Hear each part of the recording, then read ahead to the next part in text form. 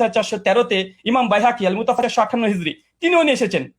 আচ্ছা, তারপরে 5 নম্বর শাহরুসুন আলী বাগাবি 4th খণ্ডে 120 নম্বর পৃষ্ঠায় ইমাম মালিকের সূত্রে এই হাদিসটাকে তিনি নিয়ে এসেছেন। আরো যারা আপনারা দেখবেন মাদ্রাসাতে মিশকাত পড়তে হয়, না পড়লে কেউ তালিমি হতে পারে না। মিশকাত হাদিস নাম্বার 1302-এ আপনারা দেখতে পাচ্ছেন মুয়াত্তা মালিকের সনদ সহ এখানে মতনটাকে উল্লেখ করা হয়েছে।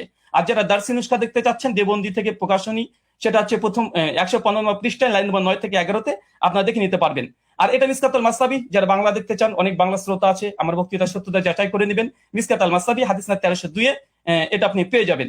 এবং মুয়াত্তা মালিক যেটি ইসলামিক ফাউন্ডেশন থেকে বের হয়ে এসেছে প্রকাশনী, এটা হচ্ছে প্রথম খণ্ডে 171 পৃষ্ঠা রিয়াত নম্বর 4-এ। আমার এই দলিল আপনারা বাঙালি শ্রোতা যারা আছেন, যারা আরবি বোঝেন না, তাদের জন্য দিয়ে দিলাম, আপনারা দেখে নিতে পারবেন। চলুন এই হাদিসের প্রথম দেখেন, আমি যে হাদিস আমরা মতন থেকে স্পষ্ট প্রমাণ পেয়েছি যে ওমর বিন খাত্তাব উবাই বিন কাব তামিম আদ-দারিকে তিনি 11 রাকাত তারাবির নির্দেশ দিয়েছে। আলহামদুলিল্লাহ, কেস ইজ ক্লোজড। আমাদের পক্ষে এই দলিল আমরা পেশ করেছি। এখন হচ্ছে এই সনদ কি, চলেন সনদ আপনি স্ক্রিনে দেখতে পাচ্ছেন। আন মালিক আন মোহাম্মদ বিন ইউসুফ আন সাইদ বিন ইয়াজিদ, তারপরে ওমর ইবনু খাত্তাব। এই হাদিসের মধ্যে মাত্র 4টের রাবি পাচ্ছেন। এক হচ্ছে মালিক, ইমাম মালিক, মানে বুঝতে পারছেন, একবার দেখে নিন স্ক্রিনে। ইমাম মালিক, আলহামদুলিল্লাহ, ইমাম মালিক তো ইমাম মালিক, কে যারা করবে ইমাম মালিকের উপরে, আলহামদুলিল্লাহ। 2, তারপরে হচ্ছে মোহাম্মদ বিন ইউসুফ, ইনি একজন বিখ্যাত তাবেঈ। অনেক সাধারণ মানুষের তো মোহাম্মদ বিন ইউসুফকে না চিনতেও পারেন। তারপর 3 নম্বর রাবি আসছে কি সাইদ বিন ইয়াজিদ, আলহামদুলিল্লাহ, তিনি একজন সাহাবী। 4th রাবি, তিনি একজন সাহাবী, ওমর বিন খাত্তাব, আলহামদুলিল্লাহ। শুধু সাহাবী আর সাহাবী, আলহামদুলিল্লাহ, 2জন সাহাবী আর 2জন বড় ইমাম এই হাদিসটাকে রিওয়ায়াত করছে। চলেন আরেকটু দেখে নিই। আমরা শুধুমাত্র বুঝতে পারলাম এই দ্বিতীয় রাবি তাবেঈ যিনি মোহাম্মদ বিন ইউসুফ, ইনাকে আমরা সাধারণ মানুষরা চিনতে পারবো না। চলুন এই মোহাম্মদ বিন ইউসুফ ইনি কে, ইনাকে একবার দেখিয়ে আসি। চলেন, মোহাম্মদ বিন ইউসুফ আল মাদানী রাহিমাহুল্লাহ এমন একজন ব্যক্তিত্ব যা সহিহ বুখারীতে আলহামদুলিল্লাহ 105 খানা হাদিস মজুদ আছে। 105 খানা আপনার স্ক্রিনে লক্ষ্য করছেন, হাদিস নাম্বার দিয়ে সার্চ করলে আপনারা দেখতে পাবেন। চলেন এরপর সনদ আবার দেখছেন, আন মালিক আন মোহাম্মদ বিন ইউসুফ আন সাইদ বিন ইয়াজিদ আন, তারপর ওমর ইবনে খাত্তাব। এই যে সনদটা ভালোভাবে দেখেন, আন মালিক আন মোহাম্মদ বিন ইউসুফ আন সাইদ বিন ইয়াজিদ। আবার দেখেন আন মোহাম্মদ বিন ইউসুফ আন সাইদ বিন ইয়াজিদ। শুধুমাত্র মোহাম্মদ বিন ইউসুফ যে সহিহ বুখারীর রাবি এমনটা নয়, বরং সহিহ বুখারীর মধ্যে আলহামদুলিল্লাহ কমপক্ষে 4টে হাদিস সেম এই চেনটা এসেছে। দেখেন সহিহ বুখারী হাদিস না 1858, হাদিস না 2824, হাদিস না 4062, কমপক্ষে 4টে হাদিস আছে আন মুহাম্মদ বিন ইউসুফ আন সাইদ বিন ইয়াজিদ, একদম পাশাপাশি আছে। শুধু মোহাম্মদ বিন ইউসুফ যে শুধুমাত্র তিনি যে বুখারীর রাবি এমনটা নয়, বরং সেম চেন যেটা মুয়াত্তা মালিকের 8 টাকাতে পক্ষে দলিল পেশ করেছি, একই চেন আলহামদুলিল্লাহ সহিহ বুখারীর মধ্যে মজুদ আছে কমপক্ষে 3টে। আরো সহিহ মুসলিম আপনারা চেক করলে পেয়ে যাবেন। আচ্ছা, এই হাদিসের সনদ পর্যালোচনা সংক্ষিপ্তভাবে করে দিই, যা আমরা দেখলাম এতক্ষণে। প্রথম পয়েন্ট দেখেন, সাহাবী থেকে সাহাবী কেন? ওমর বিন খাত্তাব, সাইদ বিন ইয়াজিদ। ওমর বিন খাত্তাবের আদেশ বর্ণনা করছে, দুজনই সাহাবী, আলহামদুলিল্লাহ। এটা মুহাদ্দিসদের ভাষাতে এই সনদকে বলা হয় সিলসিলাতুজ জাহাব। মানে ইমাম মালিক তিনি হচ্ছে মুসান্নিফ গ্রন্থের, আর সাহাবী পর্যন্ত যেতে মাত্র একজন রাবি লেগেছে, মাত্র একজন, আর সে হচ্ছে মোহাম্মদ বিন ইউসুফ, যিনি সহিহ বুখারীর 105 খানা হাদিস বর্ণনা করেছেন। সহিহ মুসলিম আলহামদুলিল্লাহ আছে। তৃতীয়, এই সনদের যতজন রাবি আছে সবগুলো মাদানী, আলহামদুলিল্লাহ। ইমাম মালিক মদিনার ইমাম, আলহামদুলিল্লাহ। মোহাম্মদ বিন ইউসুফ একজন বিখ্যাত তাবী, ইনিও মাদানী, আলহামদুলিল্লাহ। তাহলে দেখছেন এখানে 3টে যে সাহাবী থেকে সাহাবী হাদিস বর্ণনা করছে, মাত্র একটা রাবি দিয়ে একদম সাহাবী ওমর বিন খাত্তাব পর্যন্ত পৌঁছে যাচ্ছে, আলহামদুলিল্লাহ। এটা যে সিলসিলাতুজ জাহাব তথা গোল্ডেন চেন। এরপরে চলেন, আচ্ছা আমার স্লাইডে 1 সেকেন্ড,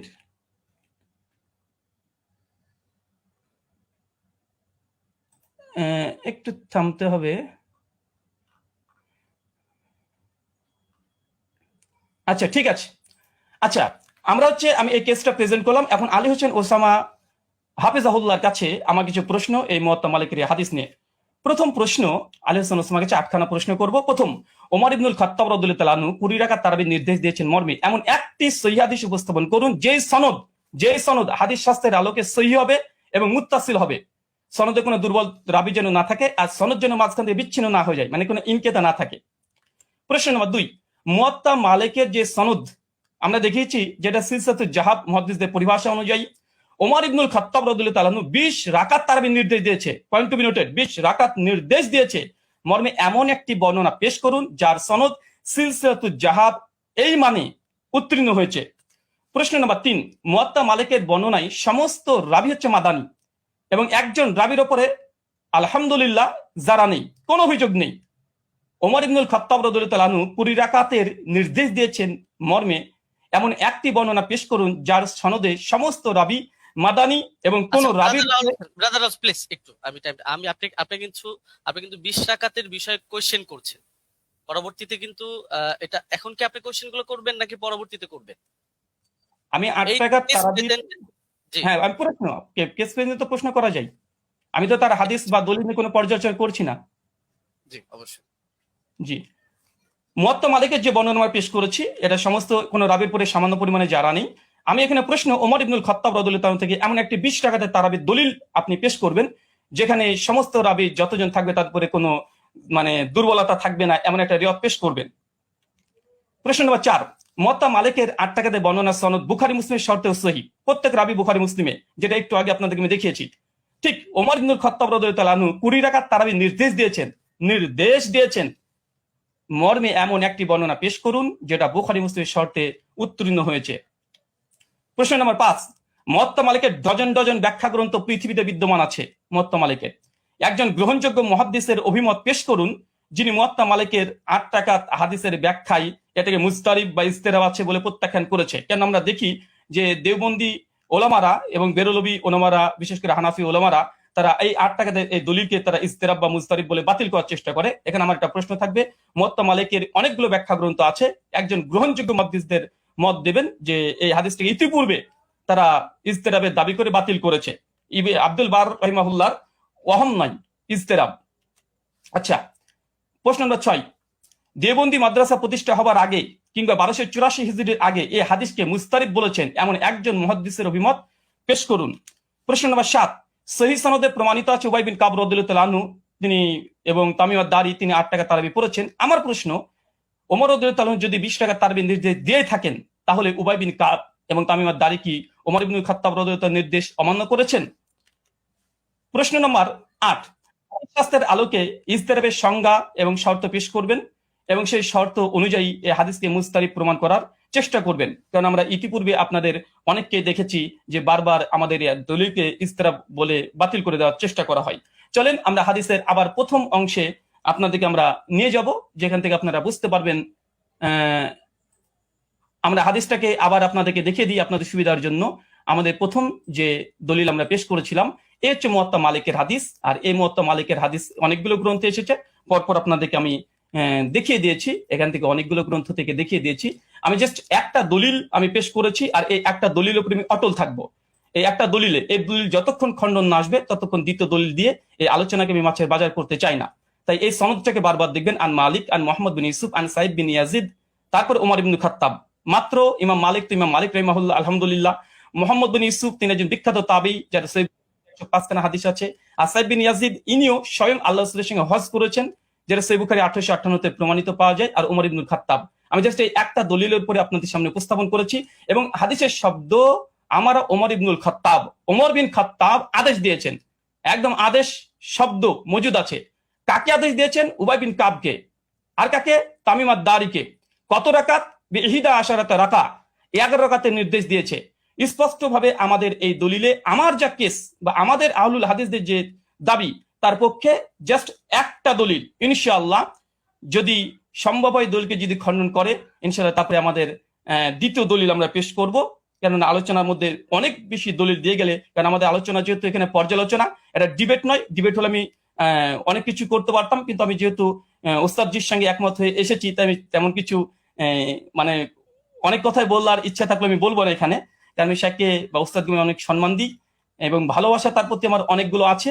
আর এ থেকেই একটা হাদিস, আর এই হাদিস আমি শুধুমাত্র শেখের কাছে বুঝতে এসেছি যেহেতু তিনি আমাকে বুঝাতে এসেছেন।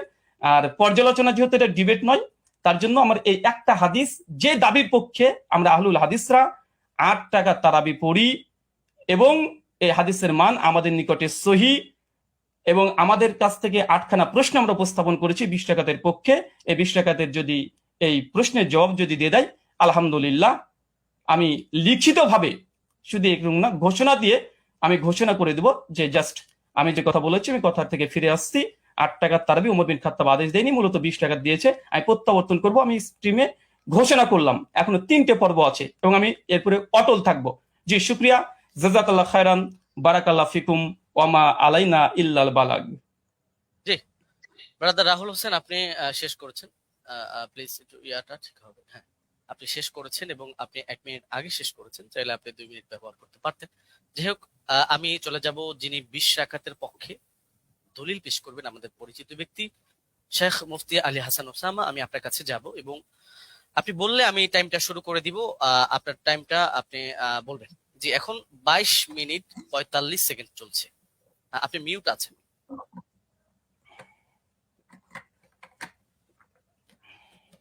আমাদের পরিচিত ব্যক্তি জি শেখ মুফতি আলী হাসান ওসামা, আমি আপনার কাছে যাব এবং আপনি বললে আমি টাইমটা শুরু করে দিব। আমার আওয়াজকে শোনা যাচ্ছে? আপনার আওয়াজ শোনা যাচ্ছে। আপনার পাশে একটা ফোন চলছে, ফোনটা একটু অফ করুন। আপনি মিউট আছেন বা অন্য কোনো ডিভাইস চলছে। আওয়াজ কি শুনতে পাচ্ছেন আমার আওয়াজ? শুনতে পাচ্ছি। মুফতি আলী হাসান ওসামা, আমি আপনার কাছে যাব এবং আপনি বললে আমি আপনি কি শুনতে পাচ্ছেন আমাদের? এখন আপনাকে শোনা যাচ্ছে। আপনাকে এখন শোনা যাচ্ছে। জি, ধন্যবাদ। শুরু করতে পারেন। জি, শুরু হ্যাঁ, করতে পারেন। হ্যাঁ, 23 মিনিট 40 সেকেন্ড থেকে আপনার স্টার্ট। জি। হামিদান ওয়া মুসাল্লিয়ান ওয়া মুসাল্লিমা আম্মা বা'দ। আমরা মূল আলোচনায় চলে আসি কোনো ধরনের ভূমিকা ছাড়া। যেহেতু এটা কেস প্রেজেন্ট পর্ব, এখানে আমরা আমাদের দাবি উত্থাপন করব, আর ব্রাদার রাহুলের দাবি নিয়ে আমরা পরবর্তী খণ্ডন পর্বের মধ্যে বিস্তারিত আলোচনা করবো ইনশাআল্লাহ। তো ওমর রাদিয়াল্লাহু তাআলা আনহু কত রাকাত তারাবির আদেশ করেছিলেন এ নিয়ে আমরা শুরুতে দাবি করে এসেছি যে তিনি আছেন, এর পক্ষে আমরা আমাদের প্রমাণ উপস্থাপন করছি। মুসান্নাফ ইবনে আবি শাইবা গ্রন্থ হাদিস নম্বর 7682, এতে সহিহ সনদের মধ্যে আছে হাদাসানা ওয়াকিউন আন মালিক ইবনে আনাস আন ইয়াহইয়া ইবনে সাঈদ أن عمر بن الخطاب رضي الله عنه أمر رجلا يصلي بهم 20 ركعة। ওমর রাদিয়াল্লাহু তাআলা আনহু এক ব্যক্তিকে আদেশ করলেন তিনি তাদেরকে নিয়ে 20 রাকাত তারাবির নামাজ আদায় করবেন। এই যে হাদিসটা, এই হাদিসের মধ্যে প্রতিটা রাওয়ী ওয়াকি ইবনুল জাররাহ, ইমাম মালিক ইবনে আনাস এবং ইয়াহইয়া ইবনে সাঈদ আল কাত্তান, প্রত্যেকে হাদিস শাস্ত্রের এক একজন নক্ষত্র এবং ইমাম। তো সুতরাং এই হাদিসের রাওয়ীদেরকে নিয়ে এখানে কোনো বিতর্কের কোনো সুযোগ নেই, প্রত্যেকে নির্ভরযোগ্যতার মানে শতভাগ উত্তীর্ণ। এখন কারো কাছে একটা খটকা লাগতে পারে যে ইয়াহইয়া ইবনে সাঈদ আল কাত্তান রাহমাতুল্লাহি আলাইহি তিনি তো ওমর ইবনে খাত্তাব রাদিয়াল্লাহু আনহু জামানা পাননি, তাহলে তো মনে হচ্ছে যে হাদিসটা বিচ্ছিন্ন হয়ে যাচ্ছে, সূত্র বিচ্ছিন্ন, অর্থাৎ মাঝখানে কোনো একজন বর্ণনাকারী বাদ পড়ে গেছেন এবং তার সূত্রে তিনি বর্ণনা করছেন। তো হাদিস যদি মুনকাতি হয় তাহলে তো এটা যায়িফ মনে হতে পারে অনেকের কাছে। তো আমরা যেহেতু আমাদের শিরোনামই হলো যে হাদিস শাস্ত্রের আলোকে আমাদের আজকের আলোচনা হবে, তো আমরা এখন শাস্ত্রীয় আলোচনায় চলে যাই। আমরা শাস্ত্রীয় আলোচনার অনেকগুলো পয়েন্ট দিয়ে দেখাবো যে এই হাদিসের মধ্যে কোনো ধরনের দুর্বলতা নেই এবং হাদিসটা সর্বোচ্চ পর্যায়ে গ্রহণযোগ্য সহিহ। 1 নম্বর মূলনীতিতে আসি। হাদিস শাস্ত্রের স্বীকৃত একটা মূলনীতি হলো, এটা ইমাম জাইনুদ্দিন ইরাকি রাহমাতুল্লাহি আলাইহি লম্বা চওড়া করে আলোচনা করেছেন, তার সূত্রে ইমাম সুয়ুতী সহ হাদিস শাস্ত্রের অনেক ইমামরা এই পয়েন্টটা টেনেছেন। وإن روى التابعي عن الصحابي قصة أدرك وقوعها فمتصل وكذا إن لم يدرك وقوعها ولكن أسندها له وإلا فمنقطعة। তাবিঈ যদি সাহাবী থেকে এমন কোন বিষয়, এমন কোন ঘটনা বর্ণনা করেন যেটা তিনি পেয়েছেন, অর্থাৎ তিনি তো তাকে নিজের চোখে দেখেননি কিন্তু ঘটনাটা ক্রমবর্ধমান ভাবে চলে আসছে এবং পরবর্তীতে তার জামানায় তিনি ঘটনাটা পেয়েছেন, তাহলে হাদিস শাস্ত্রের বিবেচনা এটাকে মুত্তাসিল বলে গণ্য করা হয়। যদিও বাহ্য দৃষ্টিতে যারা হাদিস শাস্ত্রের জ্ঞান রাখেন, অজ্ঞদের চোখে মনে হতে পারে এটা সূত্র বিচ্ছিন্ন, কিন্তু এটা ইমামরা স্পষ্ট বলে যাচ্ছেন যে না, এটা হুকুমের বিবেচনা, এটাকে মুনকাতি সূত্র বিচ্ছিন্ন ধরা হয় না, বরং মুত্তাসিল হিসাবেই ধরা হয়। আর যদি তারা এভাবে না করেন, সেই ক্ষেত্রে এমন কোন ঘটনা বর্ণনা করলেন যেটা পরবর্তীতে আর এটা জারি থাকেনি, তারা এটা পায়নি, তাহলে সেই ক্ষেত্রে এটাকে মুনকাতি হিসাবে গণ্য করা হয়। ইমাম ইরাকি রাহমাতুল্লাহি আলাইহি স্পষ্ট ভাবে লেখেন যে ওয়াকাদ হাকা ইত্তিফাক আহলি তামিজ মিন আহলিল হাদিস আলা যালিকা ইবনুল মাওয়াক। ইমাম ইবনুল মাওয়াক এই ব্যাপারে মুহাদ্দিসদের মধ্য থেকে যারা বিশ্লেষক তাদের ঐকমত্য বর্ণনা করেছেন। এটা তামহিদ প্রথম খণ্ড 26 নম্বর পৃষ্ঠায় আছে, উলুমুল হাদিস 26 নম্বর পৃষ্ঠায় আছে, 62 নম্বর পৃষ্ঠা শারহুত তাফসিরা প্রথম খণ্ড 223, তাদরিবুর রাওয়ী প্রথম খণ্ড 249। যার কারণে শেখ সালেহ আল মুনাজ্জিদ, আল্লাহ তাআলা তাকে অতি দ্রুত কারামুক্তি করুন, সালাফিদের বড় শেখ, তিনি তার ইসলামকে ওয়েবসাইটের মধ্যে বিষয় মন্তব্য করেছেন এটা প্রশ্ন নম্বর ৮২,১৫২ অধীনে আপনারা পেয়ে যাবেন। وبمجموع هذه الروايات يتبين أن ال20 ركعة كانت هي السنة الغالبة على التراويح في زمن عمر بن الخطاب رضي الله عنه، ومثل صلاة التراويح أمر مشهور يتناقله الجيل وعامة الناس، ورواية يزيد بن رومان ويحيى القطان يعتبر بهما وإن كان لم يدرك عمر، فإنهما ولا شك تلقياه عن مجموع الناس الذين أدركوهم، وذلك أمر لا يحتاج إلى رجل يسنده فإن المدينة كلها تسنده। পুরো এবারটা আমি শুনিয়ে দিলাম, যার মূল সারমর্ম এটাই দাঁড়াচ্ছে যে যদিও ইয়াহিয়া আল কাত্তান এবং ইয়াজিদ ইবনে রুমান সরাসরি ওমর রাদিয়াল্লাহু আনহু সাক্ষাৎ পাননি, কিন্তু এটা হাদিসের বিশুদ্ধতার মধ্যে কোনো সমস্যা হবে না, এটাকে বিচ্ছিন্ন ধরা হবে না, কারণ এটা তারা এই পরিমাণ বিপুল পরিমাণ মানুষ থেকে এটা তারা লাভ করেছেন এই সংক্রান্ত বর্ণনা, যারা সরাসরি ওমর থেকে এটা দেখেছেন। সুতরাং এখানে সুনির্দিষ্ট একজন ব্যক্তি লাগবে না যে এটার সনদ বয়ান করবে, বরং গোটা মদিনায় এর সনদ বয়ান করবে। তো সুতরাং দেখা যাচ্ছে যে যারা হাদিস শাস্ত্র সম্পর্কে অজ্ঞ তাদের কাছে সূত্র বিচ্ছিন্ন মনে হলো, যেহেতু শাস্ত্রের আলোকে আলোচনা, সুতরাং মূলনীতির আলোকে আমরা স্পষ্ট দেখালাম যে এটা সূত্র বিচ্ছিন্ন নয়, বরং এটা মুত্তাসিল হিসাবে ধর্তব্য হবে। দ্বিতীয় হলো ইমাম ইয়াহইয়া ইবনে সাঈদ আল কাত্তান রাহমাতুল্লাহ আলাইহি, তিনি যেন তেন ব্যক্তিত্ব নন, তিনি জরাতে আদিল শাস্ত্রের ইমাম, অর্থাৎ যার মতামত নিয়ে আমরা অন্যদেরকে মেপে থাকি, এবং তার ব্যাপারে জরাতে আদিল শাস্ত্রে স্পষ্ট লেখা আছে যে তিনি যার তার থেকে হাদিস রিওয়ায়াত করেন না। যেমন তাহদিবুত তাহদিব ৪র্থ খণ্ড ৩৫৭ পৃষ্ঠা, তাহদিবুল কামাল ৩১ নম্বর খণ্ড ৩২৯ পৃষ্ঠা, এখানে ইমাম এজিল সূত্রে লেখা আছে বসরিয়ুন থিকাতুন নাকিউল হাদিস কানা লা ইউহাদ্দিসু ইল্লা আন থিকা। ইমাম ইয়াহইয়া ইবনে সাঈদ আল কাত্তান তিনি শুধু সিকা রাওয়ীদের থেকে হাদিস বয়ান করেন, যার তার থেকে বয়ান করেন না। একইভাবে আস-সিকাত কিতাব ৭ম খণ্ড ৬১১ পৃষ্ঠা, তাহদিবুত তাহদিব ৪র্থ খণ্ড ৩৫৭ পৃষ্ঠা, ইকমালু তাহদিবিল কামাল ১২ নম্বর খণ্ড ৩১৩ পৃষ্ঠা, তাহদিবুল কামাল ৩১ নম্বর খণ্ড ৩২৯ পৃষ্ঠা, এগুলোতে স্পষ্ট লেখা আছে যে ওয়া আমানা ফিল বাহসি আনিন নাকলি ওয়া তারাকা দুআফা। ইমাম ইয়াহইয়া ইবনে সাঈদ আল কাত্তান তিনি হাদিস শাস্ত্র বয়ান করার ক্ষেত্রে তিনি গভীরভাবে কাজটা করেন, তিনি যায়িফ রাওয়ীদেরকে পরিহার করেন। একইভাবে ইমাম আহমদ বিন হাম্বলের একাধিক মত আমরা বর্ণনা করতে পারবো এই ক্ষেত্রে, যেমন আল জারহ ওয়াত তা'দীল ইবনে আবি হাতিম ১ম খণ্ড ২৩২ পৃষ্ঠা, সেখানে ইমাম আহমদ বিন হাম্বল সূত্রে আছে, তিনি বলেছেন মা রাআইনা মিসলা ইয়াহইয়া ইবনে সাঈদ ফি হাদা শা'n ইয়ানি ফি মারিফাতিল হাদিস ওয়া রুওয়াতিহি ওয়া কানা সাহিব হাদা শা'n। আমরা ইয়াহইয়া ইবনে সাঈদের মতো ব্যক্তি এই শাস্ত্রে দেখিনি, অর্থাৎ হাদিস জানা এবং হাদিসের বর্ণনাকারীদের ব্যাপারে জানা, তিনি এই ব্যাপারে বিশেষ পাণ্ডিত্যের অধিকারী ছিলেন। এরকম আরো বহুত মতামত দেখানো সম্ভব, যেমন তিনি অন্যত্র এটাও আছে, তিনি বলেন আল জারহ ওয়াত তা'দীল ইবনে আবি হাতিম ১-২৩২ পৃষ্ঠায় এই মন্তব্য আছে যে কানা ইয়াহইয়া আবসারাহুম বির-রিজাল ওয়া আনকাহুম হাদিসা। ইয়াহইয়া রিজাল সম্পর্কে সবচেয়ে বেশি সূক্ষ্মদর্শী এবং তিনি হাদিসগুলো খুব স্বচ্ছভাবে বর্ণনা করে থাকেন। তো সুতরাং তিনি যার তার থেকে হাদিস বর্ণনা করবেন না, এটা স্পষ্ট বিষয়, এবং এখানে তো যার তার থেকে করার প্রশ্নই আসছে না, কারণ এখানে যেহেতু গোটা মদিনাবাসী এই ব্যাপারে প্রত্যক্ষ সাক্ষী। ৩ নম্বরে যদি আমরা তর্কের খাতিরে এটাকে মুরসাল বলিও, তবু এই জাতীয় মুরসালরা সকলের মতে গ্রহণযোগ্য। যেমন হাফিজ ইবনুল কাইয়িম রাহিমাহুল্লাহর স্পষ্ট মন্তব্য আছে জাদুল মাআদ কিতাবে ১ম খণ্ড ৩৬৭ নম্বর পৃষ্ঠায়, والمرسل إذا اتصل به عمل وعضده قياس أو قول صحابي أو كان مرسله معروفا باختيار الشيوخ ورغبته عن الرواية عن الضعفاء والمتروكين ونحو ذلك مما يقتضي قوته عمل به।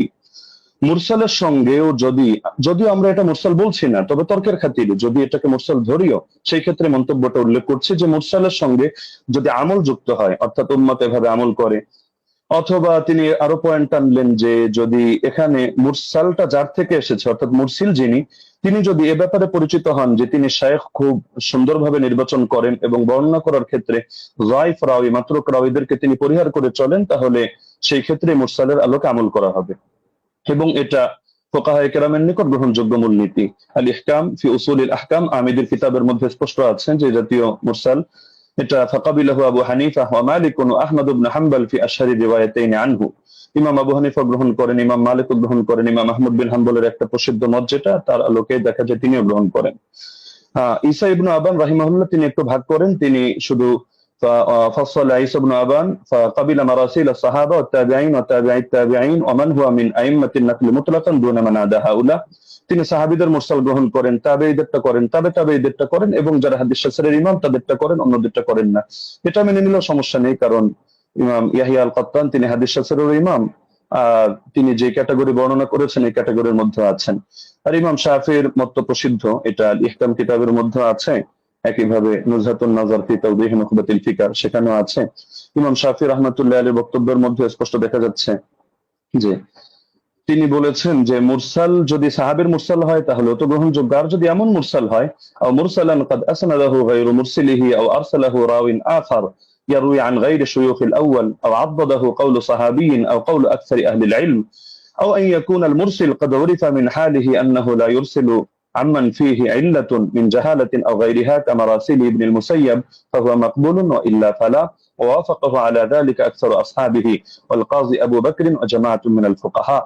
ইমাম শাফিঈ রাহিমাহুল্লাহর মন্তব্য হচ্ছে যদি সাহাবীর মুরসাল না হয় এমন মুরসাল হয় যে মুরসালের সঙ্গে কিছু বিষয় যুক্ত থাকে, যেমন তিনি একটা উদাহরণ দিয়েছেন, যদি অধিকাংশ আহলে ইলমের বক্তব্য এর পক্ষে সমর্থন যোগায়, অর্থাৎ তারাও এই মতে পোষণ করেন। অথবা মুরসিলের গুণ হলো তিনি যাত্রার থেকে ইরসাল করেন না, বরং তিনি এমন কারো থেকে ইরসাল করা থেকে নিজেকে বিরত রাখেন যার মধ্যে কোনো দোষ আছে, সে মাজহুলি হোক, সে অন্য কোনো দোষে দোষী হোক, যেমন ইমাম সাঈদ ইবনে মুসাইয়্যিব রাহমাতুল্লাহ আলাইহি এগুলো তিনি গ্রহণ করে নেন। এটা আল ইহকাম আহমেদী কিতাবের মধ্যে আছে। একইভাবে ইমাম নববী তার আল মাজমু' শারহুল মুহাদ্দাবের 6 নম্বর খণ্ড 206 নম্বর পৃষ্ঠায় এটা বলেছেন, ইহতাজ্জু শাফিঈ বিল মুরসাল ইযা তাদাদা بأربعة أحد أربعة أمور إما حديث مسند وإما مرسل من طريق آخر وإما قول صحابي وإما قول أكثر العلماء। তো সময় যেহেতু কম আমরা সব রেফারেন্স টানছি না, আরো কয়েকটা কিতাবের হাওয়ালা দিয়ে দিচ্ছি। উসুলুল বাজদাওয়ী 171 নম্বর পৃষ্ঠা, আল মানসুর লিজারকাশি, শারহুল উমদা ইবনে তাইমিয়া, তাহযীবু সুনান আবি দাউদ ইত্যাদি কিতাবের মধ্যে এ ব্যাপারে আলোচনা আছে। এবার আসি আমরা যদি সালাফি শায়খদের মূলনীতিও মেনে নিই, যেমন শায়খ আলবানী রাহিমাহুল্লাহকে ক্ষেত্রে আমরা উদাহরণ হিসেবে রাখতে পারি। তো শায়খ আলবানী রাহিমাহুল্লাহ প্রসিদ্ধ কিতাব সিলসিলাতুল আহাদিস সহিহা, এটা তো সকলের নিকটে পরিচিত। এখান থেকে 1422 নম্বর বর্ণনাটা আমি খুলে দেখার অনুরোধ করব। সেখানে দেখতে পাবেন আপনারা খুললে যে তিনি যে হাদিসটা বর্ণনা করেছেন একটা মুরসাল হাদিস, কিন্তু তিনি এটার ব্যাপারে মন্তব্য করছেন যে হাদা ইসনাদুল হাসান, এটা একটা হাসান সনদ, তবে ইল্লা আন্নাহু মুনকাতিউন বাইনা সুলাইমান ওয়া ইবনে আমরিন, তবে এটা সূত্র বিচ্ছিন্ন, মুনকাতি কার মাঝে, রাওয়ী সুলাইমান এবং রাওয়ী ইবনে আমরের মাঝে এখানে ইনকিতা আছে, সূত্র বিচ্ছিন্নতা আছে, কোন একজন বাদ পড়ে গেছে। তবে এটার পক্ষে এই তিনি একটা মুরসাল রিওয়ায়াত করে এর পক্ষে একটা যায়িফ হাদিস এনেছেন, যায়িফ রিওয়ায়াত, সেটা এনে তিনি মন্তব্য করছেন যে লাকিনাল হাদিসা বিমাজমু'ত তারিকাইনি হাসানুন, এই দুটো যায়িফ মিলে এটা হাসান হয়ে গিয়েছে, অর্থাৎ একটা মুরসাল আর একটা যায়িফ।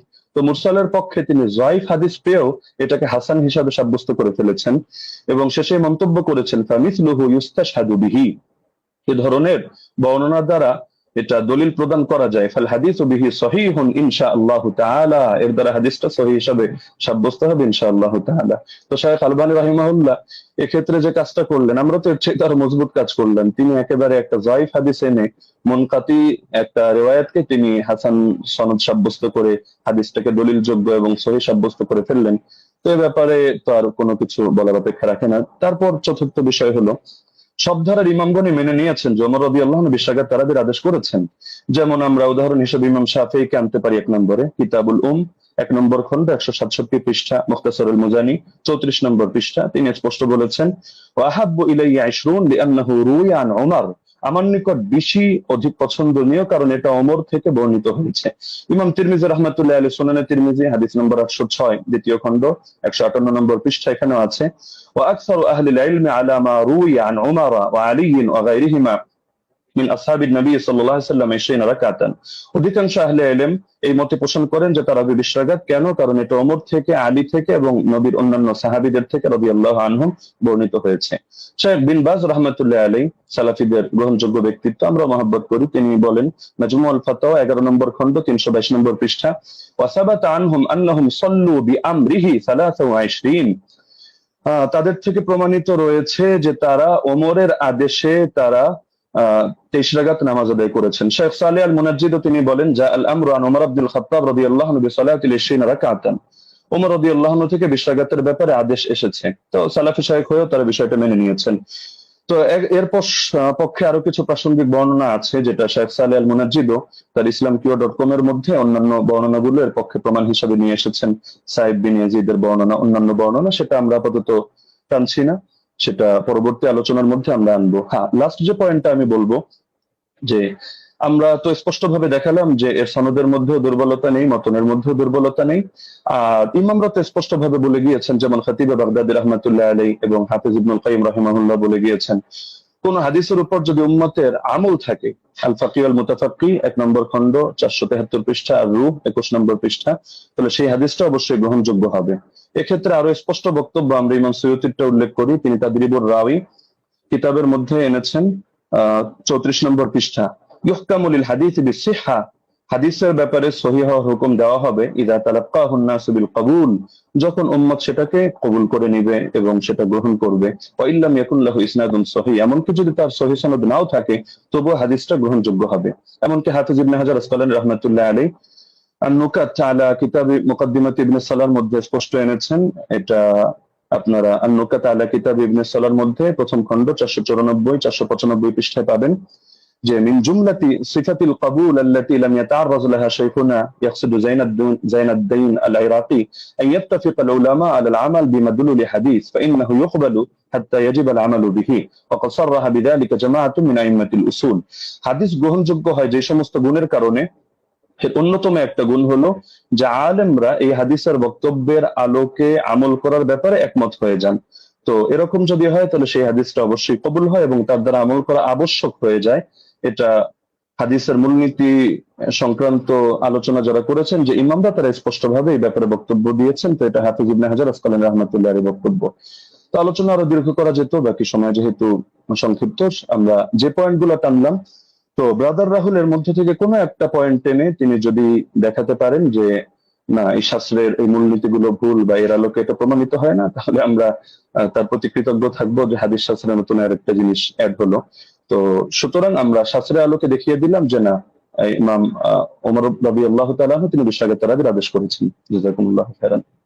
জি, আপনাকে অনেক অনেক ধন্যবাদ মুফতি আলী হাসান ওসামা, আপনি যথাসময়ে শেষ করেছেন। বাদ বাকি আমি এখানেও বলে দিই যে 10 সেকেন্ড আমাদের কস হয়েছে, 10 সেকেন্ড ওসামা সাহেব বেশি পেয়েছেন। বাদ বাকি আমাদের এটা নিয়ে কোনো সে নেই আশা করি। যাই হোক, আমরা এখন যাব খণ্ডন পর্বে, এবং খণ্ডন পর্বে প্রথম 15 মিনিট আলোচনা করবেন মুহতারাম ব্রাদার রাহুল হোসেন, এবং আমি আপনার কাছে যাব, আপনি বললে আমি আপনার টাইমটা শুরু করব। আপনি মিউট হয়ে আছেন। জি, একটা স্লাইড আমি পাঠিয়েছি, এটা শো করতে হবে। স্লাইড স্লাইড এটা কি একটু দেখবেন প্লিজ, এটা কি স্লাইড আপনার? জি জি জি জি জি জি জি এটাই। জি, আপনি বললে আমি টাইমটা স্টার্ট করব। ওকে, টাইম নাও, স্টার্ট। জি, 40 মিনিট। আলহামদুলিল্লাহ, সমস্ত ইনশাআল্লাহ সুবহানাহু ওয়া তাআলার জন্য আমাদের প্রথম পর্ব শেষ হয়েছে। তো মূল বিষয় হচ্ছে, এতক্ষণ আপনারা দেখলেন যে আমাদের উস্তাদজি তিনি তার প্রেজেন্টেশনে 20 রাকাত তারাবির পক্ষে তিনি দলিল উপস্থাপন করেছেন। তবে আমি হতাশ হয়েছি। হতাশ এই জন্য হয়েছি যে 8 রাকাতের পক্ষে আমরা যে হাদিসটা পেশ করেছি মুয়াত্তা মালিক থেকে, মাত্র 4টে সনদে, সনদের মধ্যে না কোনো দুর্বলতা আছে, না সনদের মধ্যে কোনো রাবির উপরে আপত্তি আছে, না সনদের মধ্যে কোনো ইনকেতা, সূত্র বিচ্ছিন্ন হয়েছে। এবং আমি ওস্তাদজিকে আমার 8টা প্রশ্নের মধ্যে 5 নম্বর প্রশ্ন ছিল এইটা, যে এমন একটি দলিল পেশ করবেন যেখানে সূত্র কোনো ছিন্ন হয়নি, বিচ্ছিন্ন হয়নি, ইনকেতা নেই, সনের মধ্যে কোনো মুনকাতি কোনো সনদ পেশ করবেন না। দুর্ভাগ্যজনক হলে সত্য কথা, আজকে তিনি প্রথম যে দলিলটা পেশ করেছেন, তিনি একটা মুনকাতি একটা দলিল পেশ করেছেন, সূত্র বিচ্ছিন্ন একটা দলিল পেশ করেছেন। এবং এখানে ইয়াহিয়া সাইদ আল কাত্তান থেকে যে রাত পেশ করেছে মুসান্নাফ ইবনে আবি শাইবা থেকে আপনারা দেখেছেন। তো এখানে মুসান্নাফ ইবনে আবি শাইবাতে ইয়াহিয়া সাইদ আল কাত্তান তিনি দাবি করছেন বা বলছেন ইবনে ইয়াজিদ থেকে যে ওমর রাদিয়াল্লাহু তাআলা জামানায় 20 রাকাত তারাবির আদেশ দিয়েছে। আমার প্রশ্ন আবারও 9 নম্বর প্রশ্ন একটা যোগ হয়ে গেল, কাকে আদেশ করেছে, কাকে নাম বলতে হবে। মুয়াত্তা মালিকের রিওয়ায়াতে পরিষ্কারভাবে আছে কাকে আদেশ করেছিলেন। 8 রাকাতের পক্ষে ওমর বিন খাত্তাব, সেটা হচ্ছে উবাই বিন কাব আর তামিম আদ-দারিকে। উস্তাদজি যে 20 রাকাতের আদেশের ওমর বিন খাত্তাব থেকে নিয়ে এসেছে, প্রথমটা সনদটা ইনকেতা আছে, সূত্র বিচ্ছিন্ন। ওমর বিন খাত্তাবের রাদিয়াল্লাহু তাআলা জামানা পর্যন্ত ইয়াহিয়া সাইদ আল কাত্তান পান নাই। আর দ্বিতীয়ত, এই হাদিসের মধ্যে আমার দ্বিতীয় একটা প্রথম আরেকটা প্রশ্ন যুক্ত হয়ে যায় যে এখানে কাকে নির্দেশ দিয়েছে, কোন সাহাবীকে, সাহাবীর নাম বলতে হবে। এই পয়েন্টটাকে নোট করে আমি রিবাটল সেশনে উস্তাদজির কাছে জবাব আমি আশা করছি। আমি অবাক হয়েছি, দ্বিতীয় অবাক হচ্ছে এটা যে আমার উস্তাদজি তিনি হাদিসটা মুরসাল হকে অস্বীকার করলেন, এবং তিনি সঙ্গে সঙ্গে কথা বললেন যারা মুরসাল বলে তারা নাকি জ্ঞান পাপী বা জ্ঞান অল্প স্বল্প বুদ্ধি যারা আছে তারাই নাকি এই হাদিসটাকে ইনকেতা বলে। চলেন এই হাদিসের প্রথমত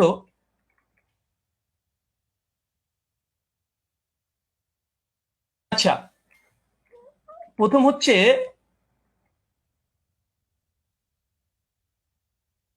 যে দলিলটা পেশ করেছেন মুনকাতি হাদিস, এই হাদিস নাকি মুরসাল তিনি অস্বীকার করেছেন, ইনকারের সনদ বিচ্ছিন্ন। অথচ আমরা দেখছি, দেখেন এটা হচ্ছে আসরুস সুনান, আল্লামা নিমবি হানাফি তার একটি কিতাব, তার আসর সুনানের 779 নম্বর হাদিসে দেখেন ইয়াইয়া সাইদ থেকে ওই রিওয়ায়াতটা নিয়ে এসেছে যেটা উস্তাদ জি মুসান্নাফ ইবনে আবি শাইবা থেকে পড়েছেন। হাদিসটা নিয়ে আসার পরে বলছে ও ইসনাদহু মুরসাল, তিনি পরিষ্কার দাবি করছেন যে এই সনদ হচ্ছে ইনকেতা ঘটেছে, সনদের মধ্যে বিচ্ছিন্ন ঘটেছে।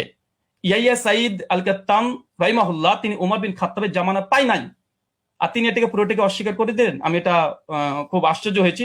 তারপরে যদিও তিনি এখানে কবিন শব্দটা লিখে দিয়েছেন যে যদিও মুরসাল সূত্র বিচ্ছিন্ন তবে নাকি শক্তিশালী। আর একটা প্রশ্ন যুক্ত হয়ে গেল, উস্তাদজিকে বলবো হাদিস সহিহ হওয়ার জন্য কয়টা শর্ত? সমস্ত মুসলিম উম্মার ইজমা আছে হাদিস সহিহ হওয়ার জন্য 5টা শর্ত, এবং প্রথম যে শর্ত সে হচ্ছে সনদ মানে একদম মুত্তাসিল হতে হবে, সনদের মধ্যে কোনো যেন বিচ্ছিন্নতা না ঘটে, কোনো ইনকেতা না ঘটে, সূত্র যেন বিচ্ছিন্ন না হয়। এর যে হাদিস সহিহ হওয়ার জন্য এটা হচ্ছে ইজমাই শর্ত। সে হানাফি বলেন, আহলে হাদিস, শাফি, মালিকি যেই বলেন, সমস্ত উম্মত একমত হাদিস 5টা শর্তে সহিহ হয়। প্রথম শর্ত হচ্ছে ইত্তেসাল হতে হবে, মুত্তাসিল হতে হবে, সনদ যেন একদম কোনো মাঝখান থেকে চেঞ্জ যেন ব্রেক না করে। অবাক হলাম, তিনি এই হাদিস একটা মুরসাল হাদিস তিনি নিজে প্রথমে স্বীকার করে নিয়েছেন কয়েকবার, আবার স্বীকার করতেও যাচ্ছেন না। অথচ এখানে আসরুস সুনানে আল্লামা নিউবি হানাফি রাহিমাহুল্লাহ তিনি পরিষ্কার দাবি করে নিয়েছেন এই হাদিসের মধ্যে ইনকেতা ঘটেছে, এটা মুরসাল হাদিস, সূত্র বিচ্ছিন্ন হাদিস, তবে কওয়িন, তবে সনদের যে দাবিগুলো আছে এটা শক্তিশালী। হাদিস সহিহ হওয়ার জন্য যেহেতু রিজাল শাস্ত্রের আলোকে এবং হাদিস শাস্ত্রের আলোকে আমাদের দলিল উপস্থাপন করতে হবে, তো হাদিস সহিহ হওয়ার জন্য ওস্তাদ দেখেছি আমার জানার জন্য প্রশ্ন, বিনয়ের সঙ্গে প্রশ্ন, মানে মুত্তাসিল হওয়া এটা শর্ত কি? শর্ত একটু জানাবেন 5টা শর্তের মধ্যে। আর এই সনদের মধ্যে যে মুত্তাসিল, এই সনদের মধ্যে বিচ্ছিন্নতা ঘটেনি, এটা প্রমাণ পেশ করবেন। চলুন, এই দেখেন ইয়াহিয়া সাইদ আল আনসারীর এই বর্ণনাকে বাংলাদেশের জগৎ বিখ্যাত আমাদের আলী হোসেন ওসামা জিরো ওস্তাদ জি হবে আমার জানা মতে, না হলেও রুহানি উস্তাদ হবে। দলিল ও নামাজের মাসাল এই বইটা মোটামুটি 4 জন আলেম মিলে লিখেছে, এক মৌলানা তামিদুল মাওলা, আব্দুল মালিক সাহেব, আব্দুল মতিন সাহেব এবং আবু আকাস মৌলানা, 4 জন মিলে বইটাকে রচনা করেছে। এই তারাবির মাসালাতে 410 নম্বর এবং 411 নম্বর পৃষ্ঠাতে এই দলিলটা নিয়ে এসেছে। নিয়ে আসার পরে এই দলিলটাকে সামনে রেখে তিনি বলছেন যে মুসান্নাফের এই দলিলটা, এই বর্ণনাটির সনদ সহি, তবে ইয়াহিয়া সাইদ যেহেতু হযরত ওমরের যুগ পাননি, আবার কার কাছ থেকে শুনেছেন তাও বলেনি, এই কারণে এটিকে মুনকাতি, সূত্র বিচ্ছিন্ন বলা হয়। তার মানে আমাদের 4 জন সহ লেখা দলিল সহ নামাজের মাসাল এ বইটা, মানে আমরা 5 জনের মত পেয়ে গেলাম মোটামুটি, যে হানাফি ভাইদের এবং দেওবন্দীদের ঘটনারই এই সনদকে মুনকাতি, সূত্র বিচ্ছিন্নটা স্বীকার করে নিয়েছে। যদি এরা যদি মূর্খ হয়, আল্লাহু আলম বিসব, হতে পারে, আমি এখানে কোনো কমেন্ট করব না। তারপরে তিনি ওসামা উস্তাদজি তিনি যে কথাগুলো বলেছেন টেনে হিসড়ে হাদিসটাকে আবার মানে হাসান করার চেষ্টা করছে। তো মূল কথা, সনদের মধ্যে বিচ্ছিন্নতা ঘটেছে এবং হাদিসটার মধ্যে ইনকেতা ঘটেছে। আর বারবার উস্তাদজি বলছে হাদিসটা মুরসাল, আসলে হাদিসটা মুরসাল না মুনকাতে, কারণ এই হাদিসটা মুরসাল হলে নবীর দিকে নিসবত হতো, যখন নবীর দিকে নিসবত না, এটা ওমরের দিকে নিসবত হয়েছে, যে ওমর আদেশ করেছে, তা হাদিসটা মুরসাল নাই, বরং এখানে ইনকেতা বলাটাই বেশি যৌক্তিক, মুনকাতি এই হাদিস। তার জন্য এখানে আরেকটা পয়েন্ট দেখে নিন, মুনকাতে হাদিসের ব্যাপারে উস্তাদজি অনেকগুলোই দলিল উপস্থাপন করলেন এবং বিভিন্ন আলেমদের ফতোয়া তিনি নকল করে বোঝানোর চেষ্টা করছিলেন বারবার, যে দেখেন মুনকাতে হাদিসকে অনেকে হাদিসে বা মুরসাল হাদিসকে অনেকেই সহি বলার চেষ্টা করছে, এমনকি শেখ আলবানিও বলার চেষ্টা করেছে, তিনি দলিল উপস্থাপন করেছেন। দেখেন এটা তাইসুল মুস্তাহুল হাদিস, এটা হানাফি আলেম সকলেই মানে, এটা বাংলাদেশ থেকে কওমি ঘরানার তারাই ছাপিয়েছে বইটা, রকমারিতে অ্যাভেলেবেল পেয়ে যাবেন। এখানে দেখেন মুনকাতে হাদিসের উদাহরণ একটা দেওয়ার পরে বলছে মুনকাতে হাদিসের হুকুম কি, বলছে উলামায়ে কেরাম এ বিষয়ে একমত, মানে ইজমা দাবি করছে। বিলুপ্ত রাবি অবস্থা অজ্ঞতা থাকার কারণে মুনকাতে হাদিস দঈফ হিসেবে গণ্য। এখানে একটা সংক্ষিপ্ত সাধারণ শ্রোতার জন্য বলি যে ইয়াহিয়া সাইদ আল কাত্তান তার ওমর বিন খাত্তাবের জামানায় পায়নি, ওমর বিন খাত্তাবের মৃত্যুর প্রায় 40 থেকে 50 বছর পর এই রাবি জন্মগ্রহণ করেছে, ওমর বিন খাত্তাব জামানায় পায়নি। তিনি কিভাবে বলে দিলেন যে ওমরের জামানাতে অমুক ব্যক্তি, আবার নাম উল্লেখ নেই যে কাকে নির্দেশ দিয়েছে, নাম উল্লেখ নেই হাদিসে যে 20 ডাকাতের আদেশ করেছে। এখন যদি কেউ দাবি করে যে পাকিস্তানি আমলে ব্রিটিশদের সঙ্গে অমুক ব্যক্তি এবিসি ও দালালি করেছে, আজকের যুগের কোনো মানুষ যদি দাবি করে দেয়, হয়তো তার যুগও আমি পাইনি, পাকিস্তানি আমলমি বাহিনী যে দাবি করে দেয়, এ দাবিটা কেমন যৌক্তিক হতে পারে? ঠিক এই হাদিসের সঙ্গে সেটাই ঘটেছে। যিনি বর্ণনা করছেন ওনার সঙ্গে ওমর বিন খাত্তাবের জামানায় তিনি পাননি। ওমর বিন খাত্তাবের মৃত্যুর প্রায় 40 থেকে 50 বছর পর এই ব্যক্তি জন্মগ্রহণ করা হচ্ছে। আর মুনকাতে হাদিসের, এটা মুস্তালাহুল হাদিসের স্পষ্ট দলিল এখানে বিদ্যমান যে মুনকাতে হাদিস এটা যায়িফ হয়। আচ্ছা, এরপর একটা দেখেন মুরসাল হাদিস বিষয়েও এই মুস্তালাহুল হাদিসের মধ্যে আসছে পরিষ্কার ভাবে। কি বলছে দেখেন, উসুলবিদের দৃষ্টিতে মুরসাল এর অর্থ ব্যাপক। তাদের নিকটে প্রতিটি মুনকাতি রিয়াওয়াত মুরসাল, মানে এটা ইস্তাহাল হিসাবে অনেকেই মুনকা থেকে মুরসাল ব্যবহার করে ইস্তাহাল হিসাবে, কিন্তু হুকুম হিসাবে নয়। এরপর বলছে দেখেন, সনদের যে কোনো স্তর থেকে রাবি বাদ পড়ুক না কেন, খতিব বাগদাদির অভিমত হচ্ছে এইটা। এরপরে হুকুম বলছে, কি বলছে দেখেন, যে প্রকৃতপক্ষে মুরসাল হাদিসে জয়ীফ। যদি উস্তাদজি এটা অস্বীকার করতেন না এটা মুনকাতে হাদিস না, এটা মুরসাল হাদিস, যদি অস্বীকার করে দিয়েছিলেন, তাদের ঘর থেকে দেখানো হচ্ছে হাদিসটা তারা মুনকাতে স্বীকার করে নিয়েছে। দৈশা নামাজের মাসালাতে মুনকাতে স্বীকার করেছে, আর আসারুস সুন্নাতে নিমবি তিনি মুরসাল স্বীকার করে নিয়েছেন। আচ্ছা, তারপরেও যদি ওসমান সাহেব বারবার এটাকে মুরসাল এটা অস্বীকার করেও এটা নিয়েই বারবার আলোচনা করে মুরসাল হাদিসের ব্যাপারে হুকুম কি দিচ্ছে দেখেন, যে প্রকৃতপক্ষে মুরসাল হাদিসের জয়ীফ এবং বর্জনীয়, পরিষ্কার। আচ্ছা চলেন, এটা সহিহ মুসলিম মুকদ্দমা উঠে দেখবেন, এটা ইসলামিক সেন্টার থেকে ছাপানো, আরবিটাও আপনারা ভালোভাবে পড়তে পারবেন।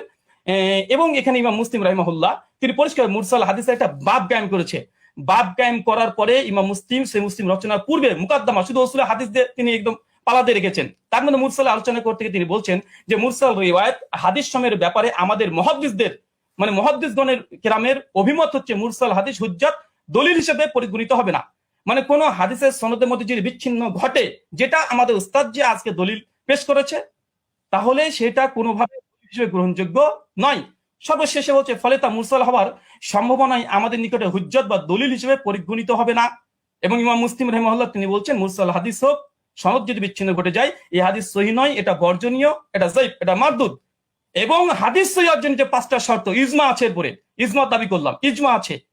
প্রথম শর্ত হচ্ছে যে মুত্তাসিল হতে হবে। আচ্ছা, এখানে দেখেন উনি আলবানী রাহিমাহুল্লাহর এই সুলাইমান আর তাউসের একটা রিওয়ায়াত নিয়ে এসে বলছেন যে আলবানী দেখো তোমাদের ঘরে আলবানী একটা মুরসাল হাদিসকে হুজ্জাত গ্রহণ করে নিয়েছে। আমি একই টিট ফর ট্যাট দিয়ে দিলাম উস্তাদজিকে যে দেখেন আপনাদের দলিল নামাজের মাসালে বইয়ে আহলে হাদিসদের একটা দলিল খণ্ডন করতে গিয়ে এখানে মৌলানা আব্দুল মালিক সাহেব, আব্দুল মতিন সাহেব এবং তামহিদুল মাওলা সাহেব, আরো 4 জন বড় বড় বিজ্ঞ ওলামা, তারা কি বলছে, এই হিসাবে সুলাইমান ও তাউসের মাঝে আরেকটি বিচ্ছিন্নতা সৃষ্টি হয়েছে, মানে সূত্র বিচ্ছিন্ন হয়েছে, যার কারণে হাদিসটা হাসান, মানে সহি তদুর কিবা হাসান হওয়া দুষ্কর হয়ে পড়েছে। এটা আমাদের দেওবন্দি বাংলাদেশি ওলামা মাশাইখ যারা আছেন, বিশেষ করে কওমি ঘরানার, তাদের যারা লিখেছে ওটা একদম সকলে মাথার ওপরে তারা। তা আলবানী যেমন দলিল দিয়েছিল, আমি পাল্টা একটা দলিল দিয়ে দিলাম।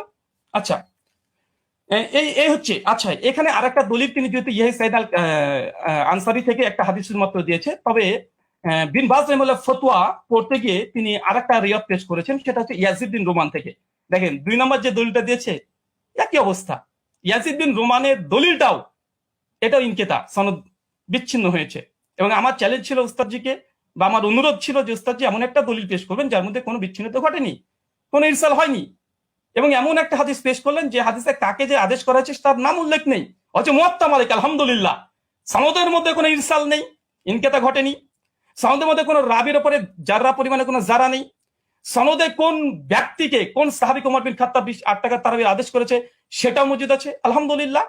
কিন্তু আমাদের উস্তাদজি 15 মিনিট সময় নিয়ে তিনি মাত্র একটা দলিল পেশ করেছেন, বিন বাজের ফতোয়াতে এই ইয়াজিদ বিন রোমানের এর অর্থে চলে এসেছে। এটাই একই অবস্থা। কি বলছেন দেখেন, দৈশা নামাজের মাসালাতেই বলছে, কি বলছে, এটিও একজন তাবির সাক্ষ্য মুহাদ্দিসগণের পরিভাষা অনুযায়ী, বা এটাকে মুনকাতি মুরসাল বলা হয়, কারণ ইয়াজিদ ইবনে রোমান হযরত ওমরের যুগ পাননি। একই সমস্যা, এটাকে যঈফ বলা উচিত নয়। তারপরে মাসলাকে হানাফির নিকটে যেহেতু মুরসাল হাদিস হুজ্জাত, যঈফ হাদিস হুজ্জাত, ফজিলতের ক্ষেত্রে যঈফ হাদিস হুজ্জাত, তার মানে এখান থেকে বোঝা গেল যে আহলে হাদিসরা যে দলিল পেশ করেছে আলহামদুলিল্লাহ এর মধ্যে কোনো বিচ্ছিন্নতা নেই। আমাদের হানাফি ভাইদের পক্ষ থেকে যে দলিলটা আমরা পেয়েছি প্রথম পর্বেই, কারণ প্রথম দলিল মানে মজবুত দলিল দেয় মানুষ, প্রথম যেটা দেয় সেটা মজবুতই দেয়। কিন্তু দুর্ভাগ্য সনদের মধ্যে বিচ্ছিন্নতা ঘটে গেছে, সনদের মধ্যে ইনকেতা ঘটে গেছে, মাকড়সার জালের মতো দুর্বল একটা সনদ দিয়ে এটাকে আজকে দাবি হিসাবে দলিল পেশ করা ওস্তাদজির কাছে আমি বিষয়টা একটু কেমন ভাবে মনে হচ্ছে, যেটা কেমন ঘটে গেল, যে প্রথম সনদেই এরকম একটা ঘটনা ঘটে যাবে। আচ্ছা, 2 নম্বর, আমার উস্তাদজি জাস্ট দুটো দলিলই পেশ করেছে তার প্রেজেন্টেশনে, দুটো দলিল এখানে আমি খণ্ডন করেছি। তাছাড়া তিনি আদার্স যে কথা না, তিনি তেমন কোনো কথা বলেনি দুটো হাদিস নিয়ে। আর মুনকাতে হাদিস হুজ্জাত বা মুরসাল হাদিস হুজ্জাত, তিনি এই বিষয়ে করে কথা বলতে চেয়েছেন। আমিও দেখিয়েছি যে ইমাম মুসলিমের নিকটে মুরসাল মুনকাতে হাদিস মানে গ্রহণযোগ্য নয়। তাছাড়া দলিল নামাজের মাসালাতে স্বয়ং আব্দুল মতিন সাহেব একটা সূত্র বিচ্ছিন্ন হওয়ার কারণে আহলেসের একটা দলিলকে বাতিল ঘোষণা করে দিয়েছে, হাসান হওয়া দুষ্কর বলে দিয়েছে। আর তৃতীয়ত মুস্তালাহুল হাদিসের গ্রন্থে যেগুলো লেখা আছে যে মুনকাতে হাদিস বা মুরসাল হাদিস সূত্র বিচ্ছিন্নতা হওয়ার কারণে কার কাছ থেকে শুনেছে এটা যেহেতু আমাদের কাছে জানা নেই, এই জন্য এই হাদিসটা মুহাদ্দিসদের নিকটে এটা যায়িফ, এটা মারদুদ। এবং আমি একটা প্রশ্ন করে দিয়েছি ওস্তাদ, যে এটা এড়িয়ে যাবেন না, যেহেতু এবার রিবার্টাল সেশন আপনার এড়িয়ে যাবেন না, 8টা প্রশ্ন আপনার মানে কাঁধের উপরে আছে, এবং যেই মানে আমি চেয়েছি যেমন ভাবে তলব করেছি দেওয়ার চেষ্টা করবেন। এবং হাদিস সহিহ হওয়ার জন্য সনদ মুত্তাসিল হওয়া প্রয়োজন কি প্রয়োজন না, এটা প্লিজ দিয়ে আলোচনা শুরু করবেন। আমি আবার আপনাকে 1.5 মিনিট আগে ছেড়ে দিলাম, কেন আপনি জাস্ট দুটো দলিল পেশ করেছেন। শুক্রিয়া, ধন্যবাদ, জাযাকাল্লাহ খায়রান, বারাকাল্লাহ ফিকুম। জি ব্রাদার রাহুল হোসেন, আপনাকে অনেক অনেক ধন্যবাদ। খণ্ডন পর্বে আপনি আপনার প্রথম আলোচনাটি শেষ করেছেন, যথাসময়ে শেষ করেছেন এবং আগেই শেষ করেছেন।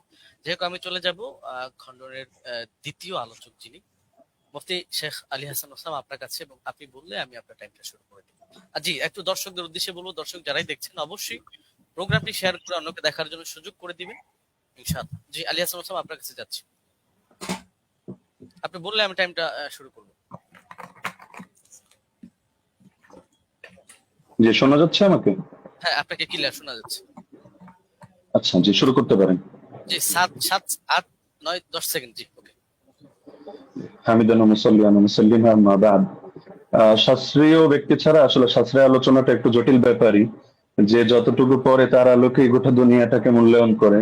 তো আমরা যে আলোচনাগুলো করেছি সবগুলো শাস্ত্রীয় মূলনীতিকে উনি এড়িয়ে গিয়ে আমাদের ব্রাদার রাহুল ভাই তিনি হলো অন্যান্য এদিক সেদিকের কথা টেনে, এবং মজার একটা ব্যাপার হলো উনি কি বলবেন আমরা মোটামুটি সবই এক থেকে আইডিয়া করতে পেরেছি, লেকিন আমি যেগুলো বলেছি এটা হয়তো ওনার আনকমন পড়ে গেছে, উনি যার কারণে বিষয়গুলো স্কিপ করে গেছেন। হাতে সময় ছিল, তিনি খণ্ডন করতে পারতেন।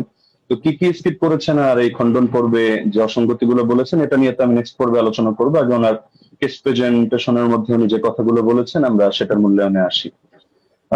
একটা কথা তো তিনি গর্বের সাথে বললেন যে হাদিস সহিহ হওয়ার জন্য 5টা শর্তের ব্যাপারে ইজমা আছে, যে অবশ্যই একমত, ইজমা আছে।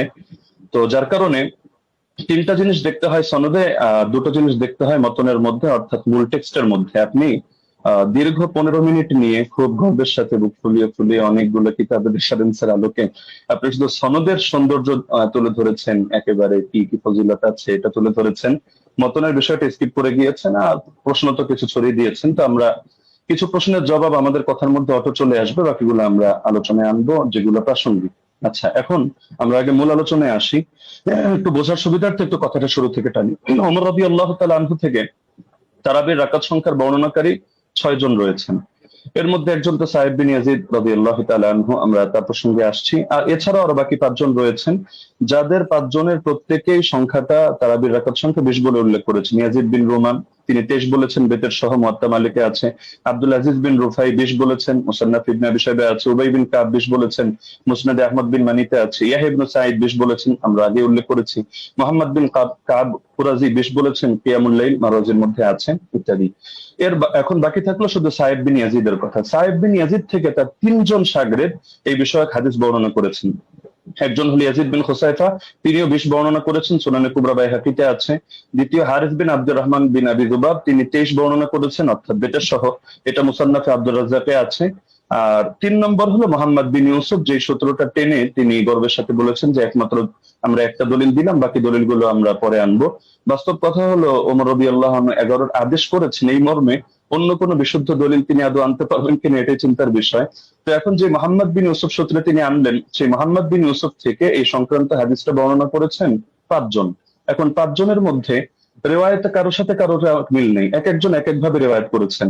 এর মধ্যে সবচেয়ে মজার বিষয় হলো তিনি যে সনদটা এনেছেন, এখানে তো ইমাম মালিক রহমতুল্লাহ আলী তার সূত্রে বয়ান করেছেন 11 রাকাত, এরকম আরো দুই একটা বর্ণনা আছে, কিন্তু দেখা যাচ্ছে মোহাম্মদ বিন ইসহাক রহমতুল্লাহ আলাইহি তিনি বর্ণনা করেছেন এই মোহাম্মদ বিন ইউসুফ থেকে 13 রাকাতের কথা, যেটা মুসনাদে আহমদ বিন মানিতে আছে।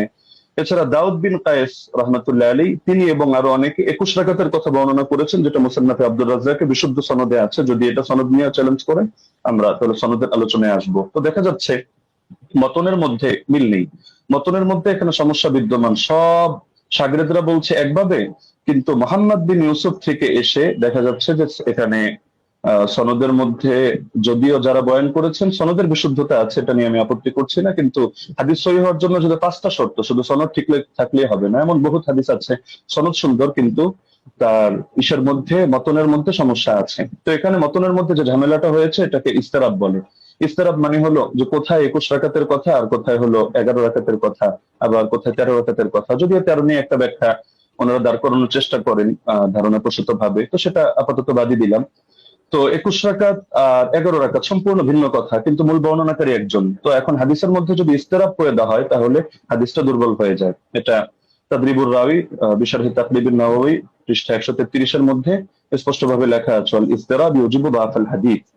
তাহলে স্পষ্ট এটা যে এখানে বর্ণনাকারী যারা রয়েছেন তারা যদিও সহিহ মানের, কিন্তু মতনের মধ্যে মুস্তারিব ইস্তেরাব থাকার কারণে হাদিসটা গর্বের সাথে যদিও সহিহ বলার চেষ্টা করছেন, কিন্তু হাদিসটা মতনগত কারণে এটা সহিহ না, বরঞ্চ এটা যায়িফ হাদিস। এটা হেলাউ সুনানের মধ্যে 7ম খন্ড 145 146 স্পষ্টভাবে লম্বা চওড়া আলাপ আছে। শেখ জাফর আহমদ উসমানী রাহমাতুল্লাহি আলাইহি লিখেছেন, হাদা আসারুন মুস্তারিবুল মাতনি উখতুলিফা ফীহি আলা মুহাম্মদ ইবনে ইউসুফ।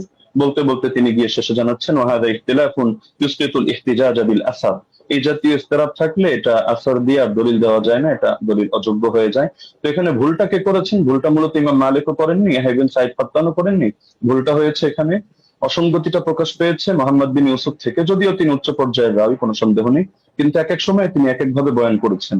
তো যার কারণে জিনিসটা এটা দুর্বলের প্রমাণিত হয়ে গিয়েছে। আচ্ছা, দ্বিতীয় পয়েন্ট হলো যে হাদিসের বর্ণনাকারী যারা তাদের আমলই তো এর খেলাফ। ইমাম মালিক রহমতুল্লাহ আমল দেখা যাচ্ছে যে তিনি 8 রাকাতের পক্ষে না। সাইদ বিন ইয়াজিদ তার আমলও এর খেলাফ। একইভাবে যাকে আদেশ করেছেন বলে তিনি উল্লেখ করলেন যে দুজনের নামের মধ্যে উবাই বিন কাব রয়েছে, উবাই বিন কাবের ব্যাপারেও আছে যে না, তার আমলও এর খেলাফ। ইমাম মালিক রহমতুল্লাহ আলী প্রসঙ্গে লম্বচড়া আলোচনা করা যাবে তার মাযহাবে সরাসরি তার শাগরেদদের রেফারেন্স দিয়ে। এবং এর বাইরে যে মতগুলো প্রচারিত আছে, মূলত আমি সহজে বলে দিই যে তার থেকে দুইটা মত আছে, এক হলো 20 রাকাতের কথা, এক হলো 36 রাকাতের কথা। 20 রাকাতের কথা ইমাম ইবনে আব্দুল বার রহমতুল্লাহ আলী নকল করেছেন, এবং তার মাযহাবের কোন কোন কিতাব যেমন দুসুকের মধ্যে, আনোয়ারের সাথে আর মধ্যে এটা আছে। বাকি 36 রাকাতের কথাটাই তার থেকে সবচেয়ে বেশি প্রসিদ্ধ এবং মুতাবার। তাহলে দেখা যাচ্ছে যে তার আমলের ব্যতিক্রম। এটা বিদায়াতুল মুস্তাহিদ 1 নম্বর খন্ড 214 নম্বর পৃষ্ঠা উদাহরণ হিসেবে দেখা যেতে পারে। আরো প্রচুর রেফারেন্স আছে, প্রয়োজন হলে আমরা দেব।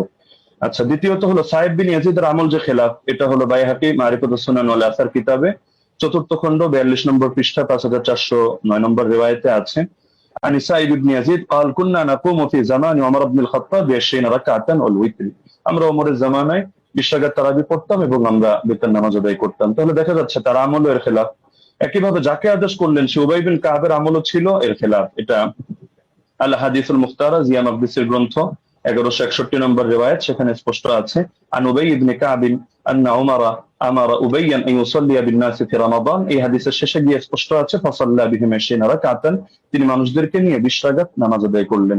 তাহলে এটা তো সম্ভব না, খলিফা তাকে আদেশ দিবে একটা আর তিনি খলিফার আদেশ লঙ্ঘন করে করবেন আরেকটা। তার মানে খলিফার আদেশই ছিল 20 রাকাত। তবে এটা মোহাম্মদ বিন ইউসুফ বলতে গিয়ে একাধিক জায়গায় এক এক রকম বলেছেন, এক জায়গায় তার থেকে কখনো 11 রাকাতের কথা এসেছে। আচ্ছা, মুসান্নাফে আব্দুর রাজ্জাক গ্রন্থের মধ্যে উবাই বিন কাবের এই রিওয়ায়াত আছে 7730 নম্বর হাদিস। সেখানেও দেখা যাচ্ছে যে আন্না উমার জামা আন-নাস ফি রমাদান আলা উবাই ইবনে কাব ওয়া আলা তামিম আদ-দারি আলা 21 রাকাতান। ওমর রাদিয়াল্লাহু আনহু উবাই বিন কাব এবং তামিম দারিকে মানুষকে নামাজ পড়ানোর দায়িত্ব দিয়েছেন 11 রাকাত 21 রাকাত। তাহলে এখানেও দেখা যাচ্ছে যে দাবিগুলো মিলছে না। তো এই জিনিসটা ব্রাদার রাহুল মানুক বা না মানুক ইমাম ইবনে তাইমিয়া রাহিমাহুল্লাহ মেনে নিয়েছেন।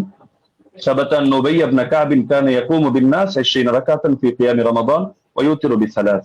এটা প্রমাণিত যে উবাই বিন কাব রাদিয়াল্লাহু আনহু তিনি মানুষদেরকে নিয়ে রমাদানুল মুবারকের তারাবিতে 20 রাকাত নামাজ পড়তেন এবং 3 রাকাত বিতর আদায় করতেন। তাহলে ইমাম ইবনে তাইমিয়া রাহিমাহুল্লাহর বক্তব্য দ্বারা স্পষ্ট হয়ে যাচ্ছে। তো একটা মূলনীতি হলো, যদি বর্ণনাকারীর আমল তার বর্ণনার খেলাফ হয়, তাহলে এর দ্বারা বোঝা যায় যে বর্ণনাটি আসলে এতে দুর্বলতা রয়ে গিয়েছে। আমালুর রাওয়ি আও ফাতওয়াহু বিখিলাফিল হাদিস আল্লাযী রাওয়াহু ইসকিতুল ইহতিজাজ বিল হাদিস। এটার আমরা যেহেতু সময় কম, আমরা শুধু রেফারেন্স গুলো দিয়ে দিচ্ছি, আপনারা ক্রস চেক দিয়ে নিতে পারেন। কাশফুল আসরার 3 নম্বর খণ্ড 63 পৃষ্ঠা, উসুলুস সারাফসি 2 নম্বর খণ্ড 5 নম্বর পৃষ্ঠা, আল কাফি 3 নম্বর খণ্ড 1354 পৃষ্ঠা, আল ফুসুল ফিল উসুল 3 নম্বর খণ্ড 203 নম্বর পৃষ্ঠা, আত তাকরীর ওয়াত তাহদীব 2 নম্বর খণ্ড 266 পৃষ্ঠা, আত তাওবীহ 2 নম্বর খণ্ড 25 নম্বর পৃষ্ঠা, ফাওয়াতিহুর রাহমুদ 2 163, কাওয়ায়েদ ফি উলুমিল হাদিস 202 নম্বর পৃষ্ঠা, শারহুল মানাব 661, আল বাহরুল মুহিত 3 নম্বর খণ্ড 246 পৃষ্ঠা, আল ইহকাম লিল আমিরি 2 নম্বর খণ্ড 165 নম্বর পৃষ্ঠা। এমনকি গায়রে মুকাল্লিদ আলেম শেখ ইব্রাহিম শিয়ালকুটি রাহিমাহুল্লাহ তিনিও এটা স্পষ্ট স্বীকার করেছেন ইনারাতুল মাসাবি গ্রন্থে, যেটা তারাবি শীর্ষক 29 নম্বর পৃষ্ঠায়, अगर रावी का अमल उसकी रिवायत के खिलाफ हो तो उसकी रिवायत काबिल अमल ना होगी। स्पष्ट কথা। 3 নম্বর পয়েন্ট হলো বিশ্বরাকাত তারাবির বিষয়টা তো উম্মতের তাআমুল, উম্মতের ঐকমত্যের দ্বারা প্রমাণিত। তো সুতরাং যদি আমরা তর্কের খাতিরে, এটা তো আমরা দেখালাম যে আসলে ওনার মতনের সমস্যার কারণে ওনার হাদিসটা যতই মুয়াত্তা মালিক বলুক আর যে কিতাবের নামই বলুক, কিন্তু মুয়াত্তা মালিক হওয়ার মানে তো এটা না যে প্রতিটা হাদিসের কোনো জায়গায় কোনো ধরনের কোনো অসঙ্গতি নেই, কোথাও কোনো মতনের মধ্যে ইস্তেরাব নেই, এমন কথা কেউ দাবি করার সুযোগও নেই।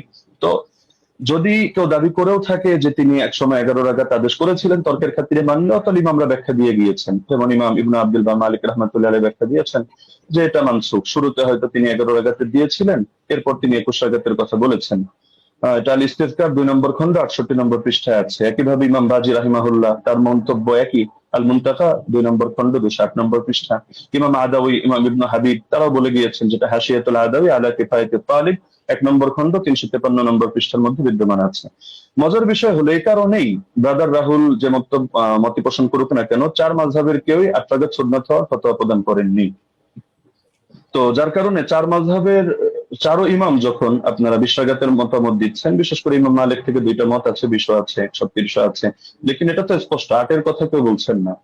এবং 8-এর নামে যেটা চালানো হয় সালাফি ভাইরা কেউ চালায়, তো সেটা প্রমাণিত না। কেন প্রমাণিত না, এটা যদি চ্যালেঞ্জ করে আমরা উনি সেই রেফারেন্স টানলে জবাবে আসবো, না হলে শুধু শুধু জবাব দিয়ে সময় বাড়িয়ে লাভ নেই।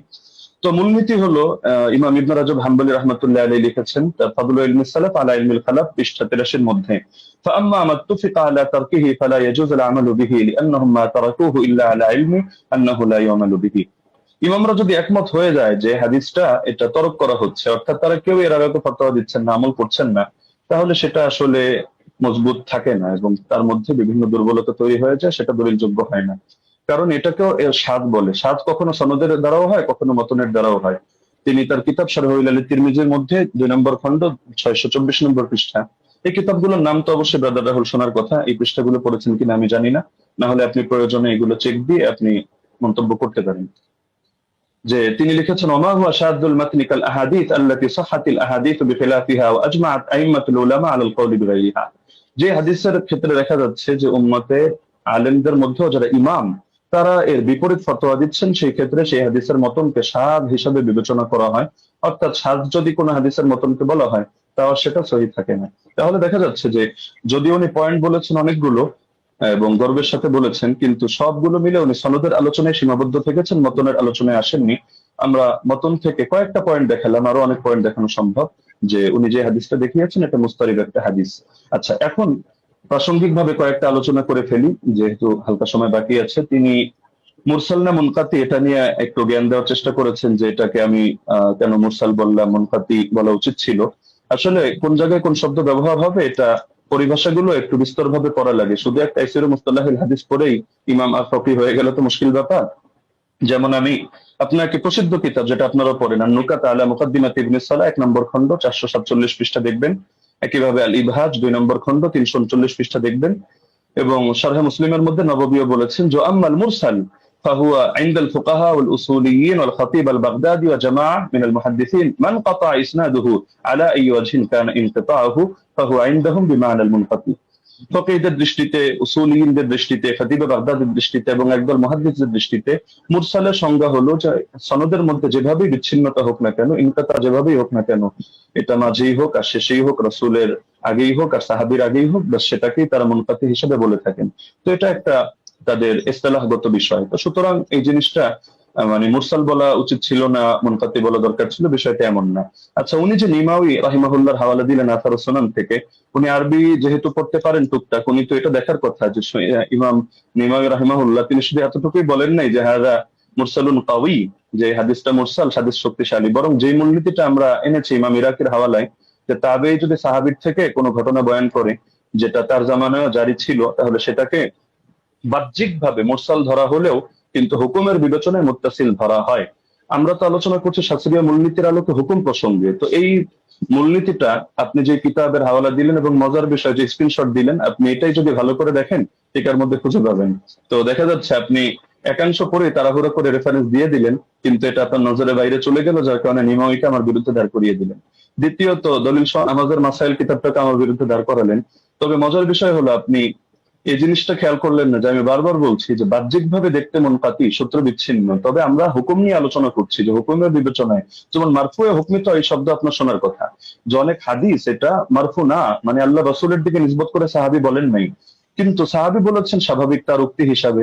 কিন্তু আমরা যখন বিবেচনা করছি আমরা বলছি মারফুয়ে হুকমি, মানে দেখতে যদিও এটা মাওকুফ হাদিস, সাহাবীর বর্ণনা, সাহাবীর উক্তি, কিন্তু হুকুমের বিবেচনায় এটা হলো মারফু, অর্থাৎ আমরা এটাকে মারফু হিসাবে বিবেচনা করব। এখন যদি আপনি এক কিতাব খুলে দেখেন, দেখো সে তো মাওকুফ বলেছে, অথবা আপনি এখন তাহলে মারফু বলছেন কিভাবে, তাহলে বলতে হবে ভাই বিবেচনাবোধের পার্থক্য তো আপনাকে বুঝতে হবে। একটা জাহিরি এতেবার, একটা হাকিকি এতেবার।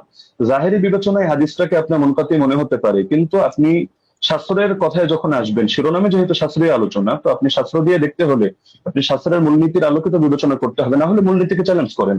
আপনি অমুক কিতাবে এটা আছে, তমুক কিতাবে এটা আছে, শুধু এতটুকু বললে যথেষ্ট না, আপনাকে মাথায় রাখতে হবে একটা শাস্ত্র পরিগণিত হয় টোটাল পুরো বিষয়টাকে সামনে রেখে।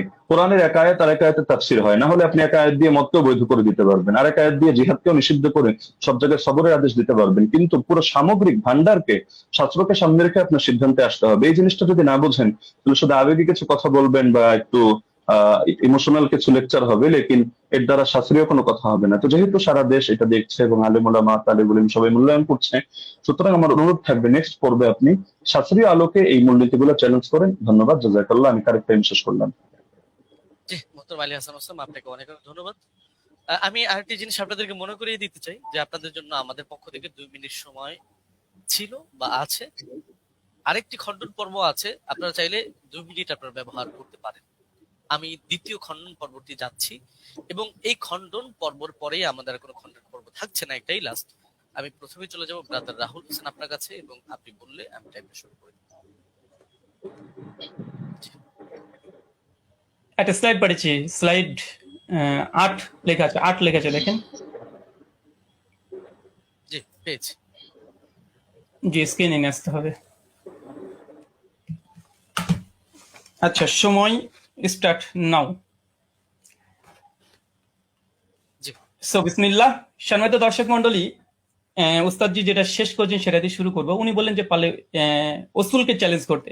আমি চ্যালেঞ্জ করে দিয়েছি। উস্তাদজি আমার 8টা অভিযোগের 2টা পয়েন্টের জবাব দেয়নি এবং বলেছিল জবাব দেবে, এবং আমি নাকি স্বাস্থ্য সম্পর্কে তেমন না জানলে এটা সমস্যা, কিন্তু কোথায় যে সমস্যা তিনি এখন পর্যন্ত বলেননি।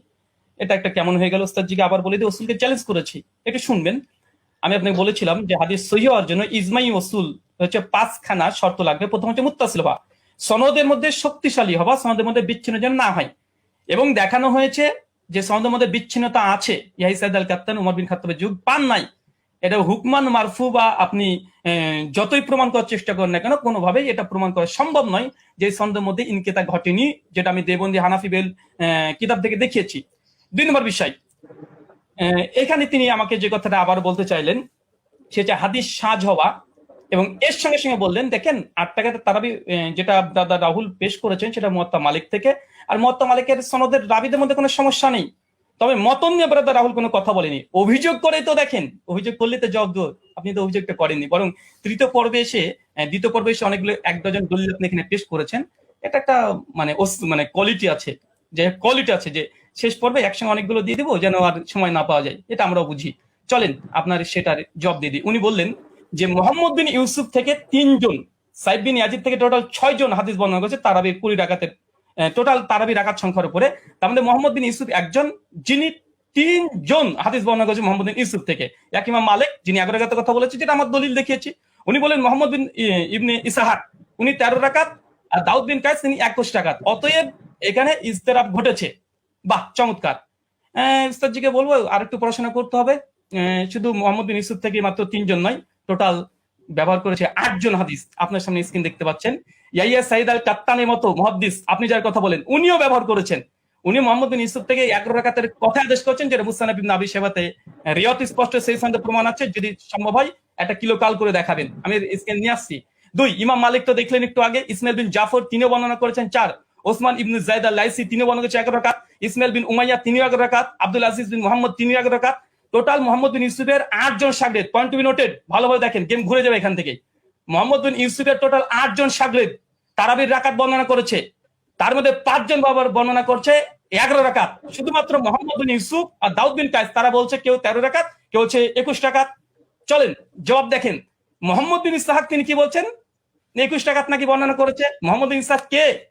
হানাফিদের বই তাজালিয়াতে শাবদার দেওবন্দি মুনাজিরের নাকি ইসলাম তাজালিয়াত শাবদার 5ম খণ্ডের 311 পৃষ্ঠায় পরিষ্কার বলছে মোহাম্মদ বিন ইসহাক ইমাম মালিক তাকে দাজ্জাল বলেছে, কাযযাব বলেছে, মিথ্যুক বলেছে।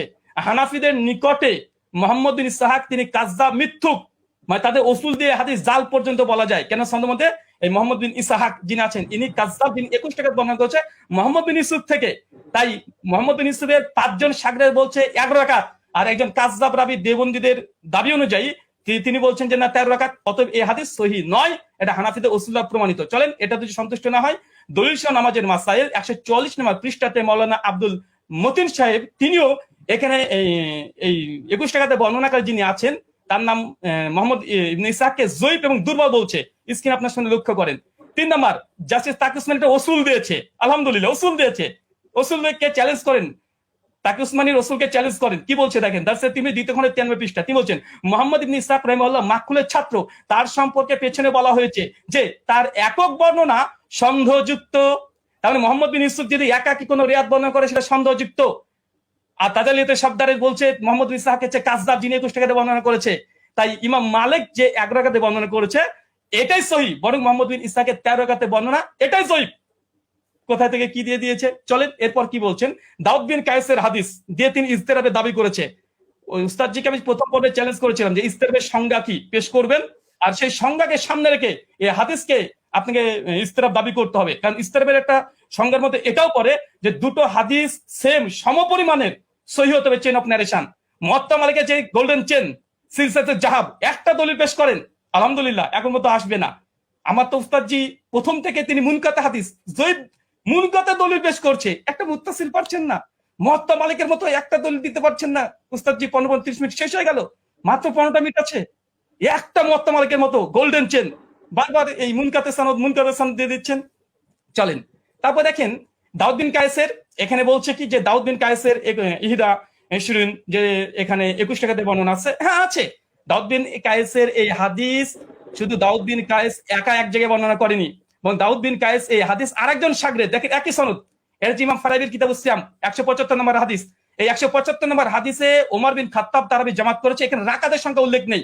আর এখানে দেখেন মুসান্নাফ আব্দুর রাজ্জাক উসমান সাহেব যে দলিল পেশ করেছে 21 রাকাতের, এই 21 রাকাত যদি হয়েও যায়, এখানে ওমর যে আদেশ করেছে দাউদ বিন কায়েসের বর্ণনাতে নেই।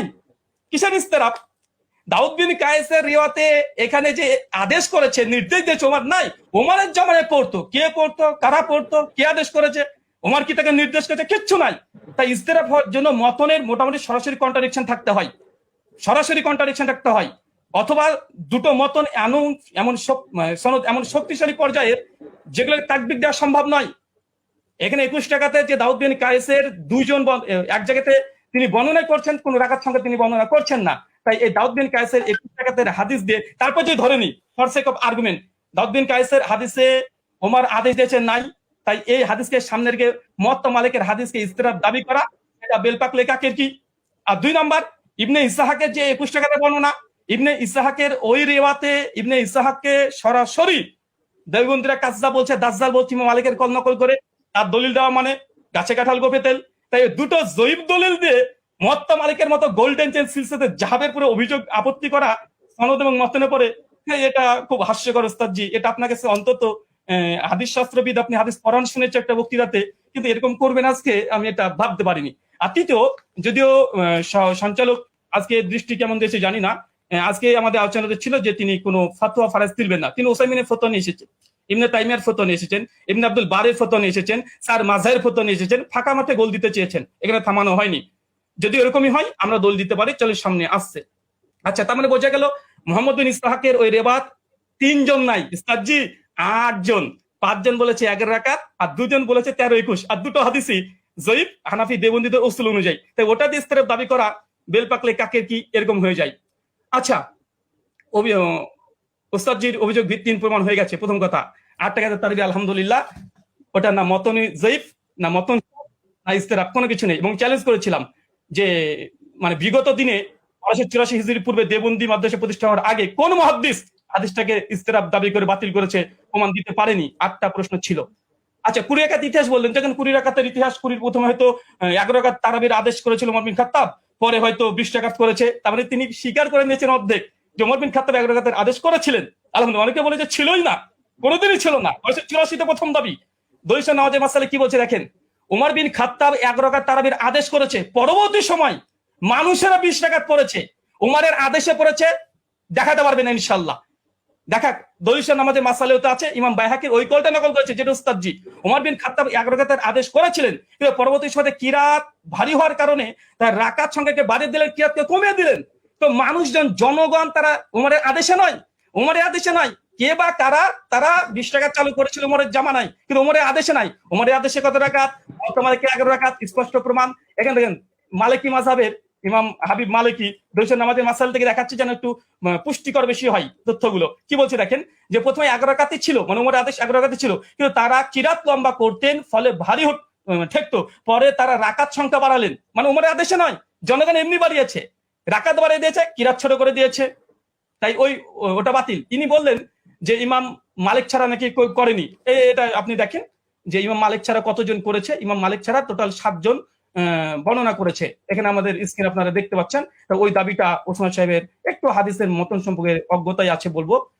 যদি মানে মনে করেন যে না আমি একটু বাড়াবাড়ি করলাম, তো কিছু করার নেই, একটু বলতে হবে। আচ্ছা, এখানে দেখেন,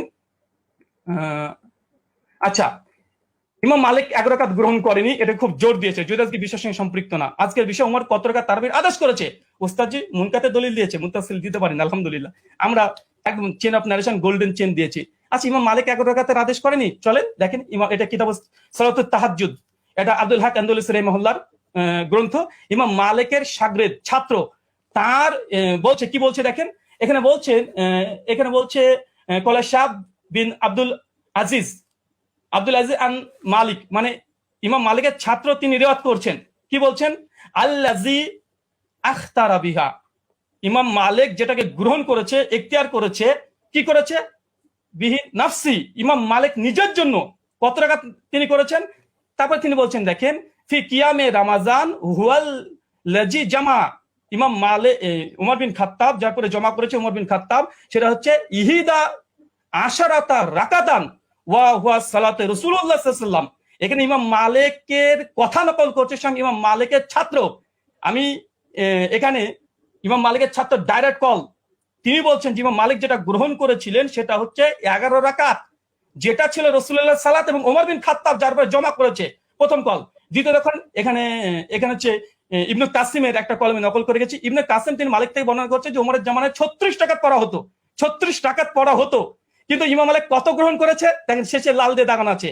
তারপরে হচ্ছে আক্তারা ওয়া নাফসি, ইমাম মালিক নিজের জন্য যেটা নির্ধারণ করেছে ইহিদা আশারাত রাকাতান, কিন্তু ইমাম মালিক নিজের জন্য 11 রাকাত, মানে ইমাম মালিকের সময় মানুষ 36 রাকাত পড়ছে, কিন্তু ইমাম মালিককে যখন সরকার যখন চিঠি পাঠায়, এই ঘটনা বর্ণনা আছে অনেক জায়গাতেই, তারপরে তাকে যখন বললো যে নামাজের সঙ্গে কি কমিয়ে দেবো, সেই সময় মালিক বলছে তারা পড়তে থাক, কিন্তু আমি নিজের জন্য ফি নাফসি, আমার জন্য ইহিদা আশারাত রাকাতান, আমি 11 রাকাতকে আমি নিজের জন্য গ্রহণ করলাম, মানুষ কি পড়ছে দেখার দরকার নেই, ইমাম মালিককে কথা মেনে নিতে। আচ্ছা, এরপরে দেখেন, আচ্ছা, বদরুদ্দিন আইনি হানাফি, তিনিও উমদাতুল কারি শারে সহিহ বুখারীতে 102 নম্বরে তিনি এই কথা স্বীকার করে নিয়েছেন যে ইমাম মালিক তিনি তার নিজের জন্য 11 রাকাতকে তিনি পছন্দ করেছিলেন, তার জামানায় কে কত পড়েছিল দেখার দরকার নেই। কারণ আমাদের আজকের আলোচ্য বিষয় এটা নাই যে কার জামানায় কত রাকাত পড়েছে, যদি ওটা নিয়ে ডিবেট করতে হয় আসেন পরে একটা সেশন রাখেন, অন্যদিন একটা সময় দেন, আবার আসবো, এটাও প্রমাণ করবেন ইনশাআল্লাহ ওমর বিন খাত্তাব জামানাতে 8 টাকা তারাবি হতো। আজকের আলোচ্য বিষয় ওসমান সাহেব ভুলে গেলে হবে না, ওমর বিন খাত্তাব কত রাকাত তারাবির আদেশ করেছেন, ওমরের জামানায় কে বা কারা কত পড়তো, কোন ইমাম কত রাকাতের ফতোয়া দিয়েছে, কে কি বলেছে এটা নয়, হাদিস শাস্ত্রের আলোকে ওমর বিন খাত্তাব কত রাকাত আদেশ করেছে। মুয়াত্তা মালিকের স্পষ্ট হাদিস 11 রাকাত। আপনি ইস্তেরাবের দাবি করেছিলেন, দুমড়ে মুচড়ে গেছে আলহামদুলিল্লাহ। বরং আপনি যে দলিল দিয়েছেন সবগুলো মুনকাতে হাদিসে পেশ করেছেন, এবং আপনাকে যে চ্যালেঞ্জগুলো করা হয়েছিল, আপনাকে যে চ্যালেঞ্জগুলো করেছিলাম, সেই চ্যালেঞ্জের জবাব এখন পর্যন্ত আসেনি। যে ইয়াই সাইলাল কাত্তানের যে বর্ণনা পেশ করেছেন, কাকে আদেশ করেছে হাদিস উল্লেখ নাই। মুয়াত্তা মালিকের হাদিস দেখেন, দুটো হাদিসকে সম্মানিত দর্শক মন্ডলী মাইন্ড ফুলে রাখেন, ফ্রেশ রাখেন, এক গ্লাস পানি খান, তারপর আলোচনা শোনেন। উনি উমারের 20 টাকা তার আদেশ যে দলিল দিয়েছে, মুনকাতে সনদ বিচ্ছিন্নতা আছে, কাকে উমার আদেশ দিয়েছে সে কথা হাদিসের মধ্যে উল্লেখ নেই। আচ্ছা, আর ওমর বিন খাত্তাব মুয়াত্তা মালিকের সবকিছু মজুদ আছে আলহামদুলিল্লাহ। তারপরেও দেখেন কোন হাদিসটা বেশি মজবুত এবং কোনটা শক্তিশালী, কোনটা। চলেন। আচ্ছা, উনি বলছেন অধিকাংশ ওলামারা তো ইমাম তিরমিজি নকল করলেন যে অধিকাংশ আহলে ইলম তারা কত রাকাত পড়েছে, তারা 20 টাকাতে কথা বলেছে। দেখেন ইমাম তাবারি কথা নিয়ে নেন তাহলে। ইমাম তিরমিজির পাল্টা জবাব তাবারি কল দিয়ে তিনি কি বলছেন, তিনি পরিষ্কার বলছে, ইমাম তাবারি কথা আছে, কাসরি মিনাল আহলিল ইলম, অধিকাংশ ওলামারা, আহলে ইলমরা, মূর্খরা নয়, আহলে ইলমরা কি করেছে, ইহিদা আশরাতা রাকা, তারা 11 রাকাতকে পছন্দ করেছে। 11 রাকাতকে, এটা ইমাম কুরতুবীর কল মজুদ আছে। তো এরকম ফতোয়া যদি দিতে চাই, এরকম আপনিও দিবেন, আমিও দিব। আজকে টপিক এটা নয় যে কোন হুজুরে কত ফতোয়া দিয়েছে, জনগণ কত পড়তো, লোকজন কত পড়তো। আজকের আলোচ্য হচ্ছে উমর কত রাকাতের আদেশ করেছে। চলেন, এখানে তিনি কয়েকটা দলিল এখানে 20 টাকাতে আবার দেওয়ার চেষ্টা করেছে, আমরা সেখানে দেখাবো। বরং আমি বলবো আচ্ছা 20 টাকাতে তিনি হাদিস, আরো তিনি ঝরঝর করে 6খানা হাদিস দিয়ে ফেলেছেন, আমাদের 4টে মুরসাল। আমি সনদ দেখেন, পুরো ঠিক হানাফিকে স্ক্রিনের মধ্যে রেখে দিয়েছে এখন এই মুহূর্তে। সাইদ বিন ইয়াজিদ থেকে আবু জুয়াবের হাদিস যায়িফ, চলেন এক ঝলক দেখে দেবো শুধু, কারণ এখানে আসলামী আছে, ইব্রাহিম বিন মুহাম্মদ বিন আবি ইয়াহিয়া আসলামী, তিনি পঞ্চম স্তরের মুদাল্লিস রাবি। এবং কে জেদ বলেছে এ রাবিকে স্বয়ং ইয়াহিয়া ইবনে মাইন হানাফি বলে দাবি করা হয়, তিনি স্বয়ং তাকে কাযযাব বলেছেন। লাইসা বিসিকাতিন, তিনি সিকা নয়, কাযযাব, তিনি মিথ্যুক রাবি দলিল দিয়েছে মুস্তাজি, হতাশ হয়েছি আলাইহিস সালাম সাহেব। 2 নম্বর, আবুল আলিয়ার যে বর্ণনা পেশ করেছে, আবুল আলিয়ার বর্ণনা আবু জাফর রাজি জয়ীফ রাবি, কে বলেছে দেখেন এখানে নাজমুর রায়াত হাফিজ জাইলি কি বলছে, আবু জাফর মুতাকাল্লিম ফি, তিনি বিতর্কিত রাবি। কলা আলী ইবনুল মাদিনী, তিনি অনেক মানে ইস্তেরাব করতেন। কলা আহমেদ লাইসাবি কয়িন, ইমাম আহমেদ বিন হাম্বল বলছে এই আবু জাফর রাজি ইনি হচ্ছেন শক্তিশালী নয়। কলা আবু জুরা আর রাজি, ইয়াহুন কাসিরা অধিকাংশ ভুল করতেন।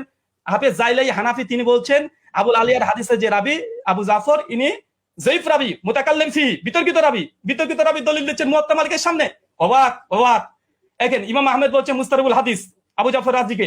পঞ্চম, আচ্ছা, এবং তিনি ইয়াজিদ বিন রোমানের হাদিসটাকে তিনি আবার পেশ করলেন, মতন পরপর 3টে হাদিসকে ইরসাল বলছে। এক পৃষ্ঠাতে হানাফিদের 3টে হাদিস জয়ীফ, আর এটা আসর সুনানে স্পষ্ট স্বয়ং এখানে লিখে দেওয়া হয়েছে। আচ্ছা, এখানে চতুর্থ বিষয় দেখেন, উনি বারবার ইয়াহিয়া সাইদ আনসারী হাদিসটাকে উনি বলছেন যে এটা যদিও মুরসাল উমরের জামানায় পায়নি। আমি এখানে 2 মিনিট নেব, যেটা পাওয়ার কথা। জি অবশ্যই, আপনি 2 মিনিট নেবেন। জি আচ্ছা, উস্তাদ জি শোনেন এবং শ্রোতা মণ্ডলী শোনেন, উনি যে দলিলটাকে মজবুত দলিল বানিয়েছেন, যে ইয়াই বিন সাইদ আল আনসারীর এই হাদিস দেখেন, ইমাম হাজম রাহিমাহুল্লাহ তিনি বলছেন যে ইয়াই সাইদ আল আনসারী তিনি মৃত্যুবরণ করেছে ওমর বিন খাত্তাবের 25 বছর পরে। উস্তাদ জি কি দিয়ে মানুষকে মানে এইভাবে যদি রিজাল্ট শাস্ত্র নিয়ে যদি আলোচনা করতে আছেন, মানুষ তো হতাশ হয়ে বাড়িতে ফিরবে। যে এমন একজন হাদিস বর্ণনা করলেন যে ওমর বিন খাত্তাবের জামানায় পেল না, এখন তো এটা প্রমাণই করতে পারলেন না, সনদ থেকে মুত্তাসিল এখন পর্যন্ত প্রমাণ করতে পারলেন না, এটা আপনার জন্য আমি।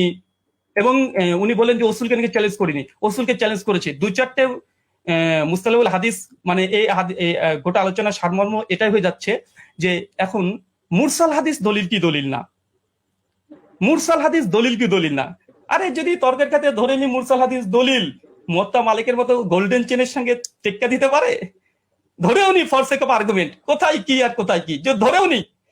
তারপরে দেখেন এখানে আরেকটা উনি বললেন যে ওমরের জামানাতে পড়ার কথা, যদি ওমরের জামানার কথা হয় আমরা তো দলিল দিয়ে দিতে পারবো যে ওমরের জামানাতে সাহাবীরা ইয়াহিয়া সাইদ আল কাত্তানের মতো সাহাবীরা তিনিও 11 রাকাত তারাবি পড়েছেন, এই মর্মে অনেকগুলো দলিল আমরা দেখিয়ে দিতে পারবো। আমি এক ঝলক শুধু দেখে দেবো, তিনি যেহেতু অনেক সাহাবীদের কথাও তিনি দলিল হিসেবে নিয়ে এসেছেন যে তারা কোন কোন জামানায় তারা পড়তো। আচ্ছা চলেন, আচ্ছা, এখানে ইয়াহিয়া সাইদ আল আনসারীর যে রেওয়াত নিয়ে এসেছে দেখেন, আমি এখানে চারজন এখানে রেখে দিচ্ছি, এখানে এখানে চারজনের নাম দেখেন। আচ্ছা, ইয়াহিয়া সাইদ আল আনসারী রহিমাহুল্লাহ তিনিও বলছেন যে উমরের জামানায় আমরা 20 টাকার তারাবি পড়তাম। ও ইয়াহিয়া সাইদ আল কাপ্তান উনি যে দলিল দিয়েছে, আমি আরেকটা দলিল দিলাম খনন করার জন্য। উনি ইয়াহিয়া সাইদ আল কাপ্তানের যে দলিল, যে এখানেও এটা হচ্ছে মুসনাদ ইবনে আবি শাইবা 7671 নম্বর হাদিস, তিনিও বলছেন যে ইহিদা আশরাতা রাকা, উমরের জামানায় আমরা 11 রাকাত পড়তাম। আলহামদুলিল্লাহ। আরেকটা দেখেন, আব্দুল আজিজ ইবনে মুহাম্মদ তিনিও বলছেন যে উমরের জামানায় আমরা 11 রাকাত পড়তাম। আপনার টাইম শেষ হয়েছে, 2 মিনিট শুক্রিয়া, আপনার time শেষ হয়েছে। জি। শুক্রিয়া, জাযাকাল্লাহ খাইরান। জি, অনেক অনেক ধন্যবাদ আপনাকে। আমি একটু দুঃখ প্রকাশ করে নিচ্ছি যে দুই আলোচকই আপনারা মাঝখানে কিছু আমার কাছে মনে হয়েছিল যে আপনাদের আলোচনাটা প্রাসঙ্গিক, যার কারণে ফতোয়া বিষয়টা নিয়ে আলী হাসান ওসামা আলোচনা করেছেন। এটাকে বিপরীত করে আবার ব্রাদার রাহুল হোসেন আপনিও ইমাম মালিকের কিছু বিষয় নিয়ে আসছিলেন। আমি বলবো যে আপনারা দুজনই টেনেছেন। তো যাই হোক, আমি একেবারে আলী হাসান ওসামা আপনার খণ্ডনের শেষ পর্ব, তারপরে আপনারা আর পাচ্ছেন না। তবে হ্যাঁ, এখানে আমরা আশা করবো বা রিকোয়েস্ট থাকবে যে প্রসঙ্গিকের মধ্যে আমরা কথা বলবো। জি জি, শোনা যাচ্ছে আমাকে? জি, আপনাকে শোনা যাচ্ছে। আপনি বললে আমি টাইমটা স্টার্ট করে দেবো, প্লিজ।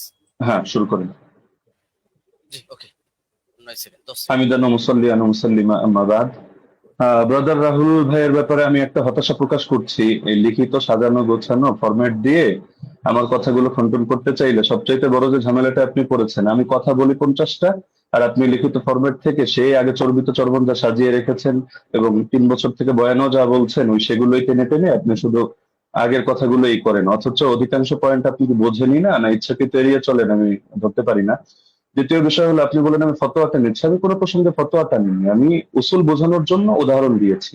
ইমাম তিরমিজি রাহিমাহুল্লাহ কি মত দিয়েছেন, আলেমরা কি মত গ্রহণ করেছেন সেটা তো আমি বলিনি। আমি তো দেখিয়েছি ইমাম তিরমিজি এই বক্তব্যটা বলেছেন যে রুয়ান ওমর থেকে বর্ণিত হয়েছে 20 রাকাতের কথা, এই প্রসঙ্গে এনেছি। আপনি কথা না বুঝেই সেই লিখিত ফরম্যাটে খণ্ডন করতে গেলে এটা ভুল করবেন, শুধু আবেগী কথা দিয়ে তো হবে না। আর শুধু জুবায়ের আলী জাই, নাসিরউদ্দিন আলবানী রাহিমাহুল্লাহ ওনাদের শুধু হাওয়ালাগুলো থেকেই ওই কপি পেস্ট করে আপনি একটা ফরম্যাট সাজিয়ে রাখলে সব কথা খণ্ডন করতে পারবেন না। এখন আপনি বারবার বলছেন যে আপনি একটা সনদ দেখান যেটা ইনকেতা নাই। আরে ভাই, আপনি তো উসুলের আলোকে কথায় আসবেন। আপনি তো, আমি যে উসুলগুলো শোনালাম ইতিমধ্যে 8-10টা উসুল শোনানো হয়ে গেছে, আপনি উসুলেরই কোনো ধার ধারছেন না। আপনি মুরসাল নিয়ে শুধু মুকদ্দিমায়ে মুসলিম থেকে একটা হাওয়ালা দিয়ে দিলেন, ব্যাস শেষ। যেন মুরসাল নিয়ে পৃথিবীতে আর কেউ কখনো কিছু বলেই নেই। তো যাই হোক, আমি এগুলোতে আসবো। আমি প্রথম শুরু করি, আপনি দাউদ বিন কায়েসের যেই বক্তব্যটা দিলেন যে দাউদ বিন কায়েসের এই বক্তব্যের মধ্যে এখানে আদেশের কোনো কথা নেই। আসলে আপনি আরবি কতটুকু পারেন আমি জানি না, আপনি আরবি মতনগুলো পড়েন না, ইচ্ছাকৃত কিনা আমি জানি না, যে মতনের ভুল থেকে বাঁচার জন্য কিনা, হতে পারে, হলে হতেও পারে, অন্য হিকমত থাকতে পারে, সময় বাঁচানোর ব্যাপারে হতে পারে। আপনি এই বাক্যটার অনুবাদটা করে দিয়েন আমাকে, যে দাউদ বিন কায়েসের রিওয়ায়াতের মধ্যে যে আছে যে আন্না উমর জামা আন-নাস ফি রমাদান আলা উবাই ইবনে কাব ওয়া আলা তামিম আদ-দারি আলা 21 রাকাতান। এই জামাআর সাথে আলা অব্যয়যোগে যখন বলা হয় জামা উমারু, ওমর মানুষকে জমা করেছেন কোন ব্যাপারে, আলা 21 রাকাতান 21 রাকাতের ব্যাপারে, তখন এর দ্বারা কি বোঝায় যে ওমর আদেশ করেন নাই, ওমর কিছু বলে নাই, তারা নিজেদের থেকে পড়ে নিয়েছেন। এই অনুবাদটা এটা কোন ডিকশনারির আলোকে করলেন পৃথিবীতে? এটা কি মেড ইন ইন্ডিয়া না মেড ইন বাংলাদেশ? এটা আমাকে অনুগ্রহ করে আপনি দেখাবেন। আর আপনি বললেন যে 8 জন বর্ণনা করেছেন, শুধু ওই 3 জনই না। আমি তো 3 জন প্রসঙ্গ আর 8 জন প্রসঙ্গে বলিনি। আমি তো কথাটা বলেছি এই প্রসঙ্গে যে ওনাদের বর্ণনাগুলোর মধ্যে ভিন্নতা আছে, ইস্তেরাব আছে, এই প্রসঙ্গে আমি কথাটা টেনেছি। আপনি মোহাম্মদ বিন ইসহাককে টানলেন এবং তাকে নিয়ে বড় করে কথা বললেন, অথচ মোহাম্মদ বিন ইসহাক তো আমি স্রেফ মনে হয় 5 সেকেন্ডে একটা বাক্য হিসেবে উদাহরণ হিসেবে দেখিয়েছি। আমি মূল আপনাকে সাংঘর্ষিক দাঁড় করিয়েছি দাউদ বিন কায়েসকে। দাউদ বিন কায়েসের এই সনদটাকে আপনার পক্ষে সম্ভব না এটাকে জয়ীফ বলে প্রমাণ করা, এটা সুনিশ্চিত ভাবে। আর আপনি শুধু এটা বারবার বলছিলেন যেখানে আদেশ কথা নাই, আদেশ কথা নাই। আপনি একই রকম কথার মধ্যে দেখেন না যে ইস্তেরাব আছে কিনা। আরে ভাই, এখানে তো আপনার এই জিনিসটা বুঝতে হবে যে ওনার থেকে যারা বর্ণনা করেছে কারো বর্ণনার সাথে কারো বর্ণনা মিল নেই। এক জায়গায় আদেশের কথা আছে, আরেক জায়গায় আদেশের কথা নেই।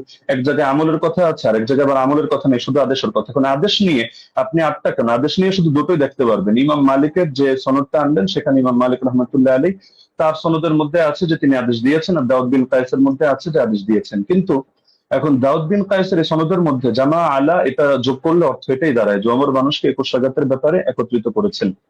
তাহলে এটা কিভাবে সম্ভব যে একই হাদিসের মধ্যে এক জায়গায় বলা হচ্ছে 21 রাকাত, আরেক জায়গায় বলা হচ্ছে 11 রাকাত। যদি হাদিস ভিন্ন ভিন্ন হতো, ভিন্ন ভিন্ন বর্ণনাকারী থেকে, আমরা তাহলে ধরতাম না এটা জামানার ভিন্নতা, লেকিন এরকম তো কোনো ব্যাপার ঘটেনি। তো সুতরাং এটা গায়ে পড়ে করা হয় না। আর সাত বর্ণনা কাকে বলে? দাউদ বিন কায়েসকে আপনি কোন পর্যায়ে দাঁড় করিয়ে আপনি সাজ এখানে বলবেন, বা আপনি এটাকে ওইটার সাথে সাংঘর্ষিক করবেন? যদি এক রেওয়ায়তের মধ্যে সংখ্যা কম পাই আর এক রেওয়ায়তের মধ্যে সংখ্যা বেশি পাই, তাহলে সেই ক্ষেত্রে কি হুকুম আছে? এটা তো আপনার ফতোয়ার আলোকেই করতে হবে, আপনি তো মন গড়া একটা বললে হবে না। আর কিছু কথা তো আপনি বলেছেন একদম মানে সনদ ছাড়া, যেগুলোর কোনো সনদই নেই। আপনি ইমাম মালিকের একটা ফতোয়া আনলেন, হলো তার এক শাগরেদ বলেছেন, তো তার শাগরেদ থেকে কি আপনি শুনেছেন, না ওই কিতাবের লেখক ডাইরেক্ট শুনেছে? মাঝখানে সনদগুলো গেল কোথায়? আর আপনি মাযহাব নিয়ে কথা বলতে চাইলে মাযহাবের ব্যাপারে মূলনীতিগুলো তো আপনার জানা থাকা দরকার। ধরেন মালিকি মাযহাব নিয়ে আমি 100টা মত পেলাম, তাহলে আমি কোন মতটা চূড়ান্ত ধরবো? এখন ইমাম মালিক থেকে একটা বিশুদ্ধ মত দেখাতে পারবেন না যে ইমাম মালিক রহমতুল্লাহ আলাইহি কোথাও আত্রাগাতের মতামত দিয়েছেন। আপনি হাফিজ ইবনে হাজার আসকালানী রহমতুল্লাহ আলাইহি, আপনাদেরও পছন্দের ব্যক্তিত্ব, তার কিতাব থেকেও আপনারা দেখে নিতে পারেন, অথবা তার হাওয়ালা আমি হুবহু বাক্য বলে দিচ্ছি। তিনি লিখেছেন, ইতিমাদুহুম ফিল আহকাম ওয়াল ফাতওয়া আলা মা রাওয়াহু ইবনুল কাসিম আন মালিক সাওয়াউন ওয়াফাকা মা ফিল মুওয়াত্তা আম লা।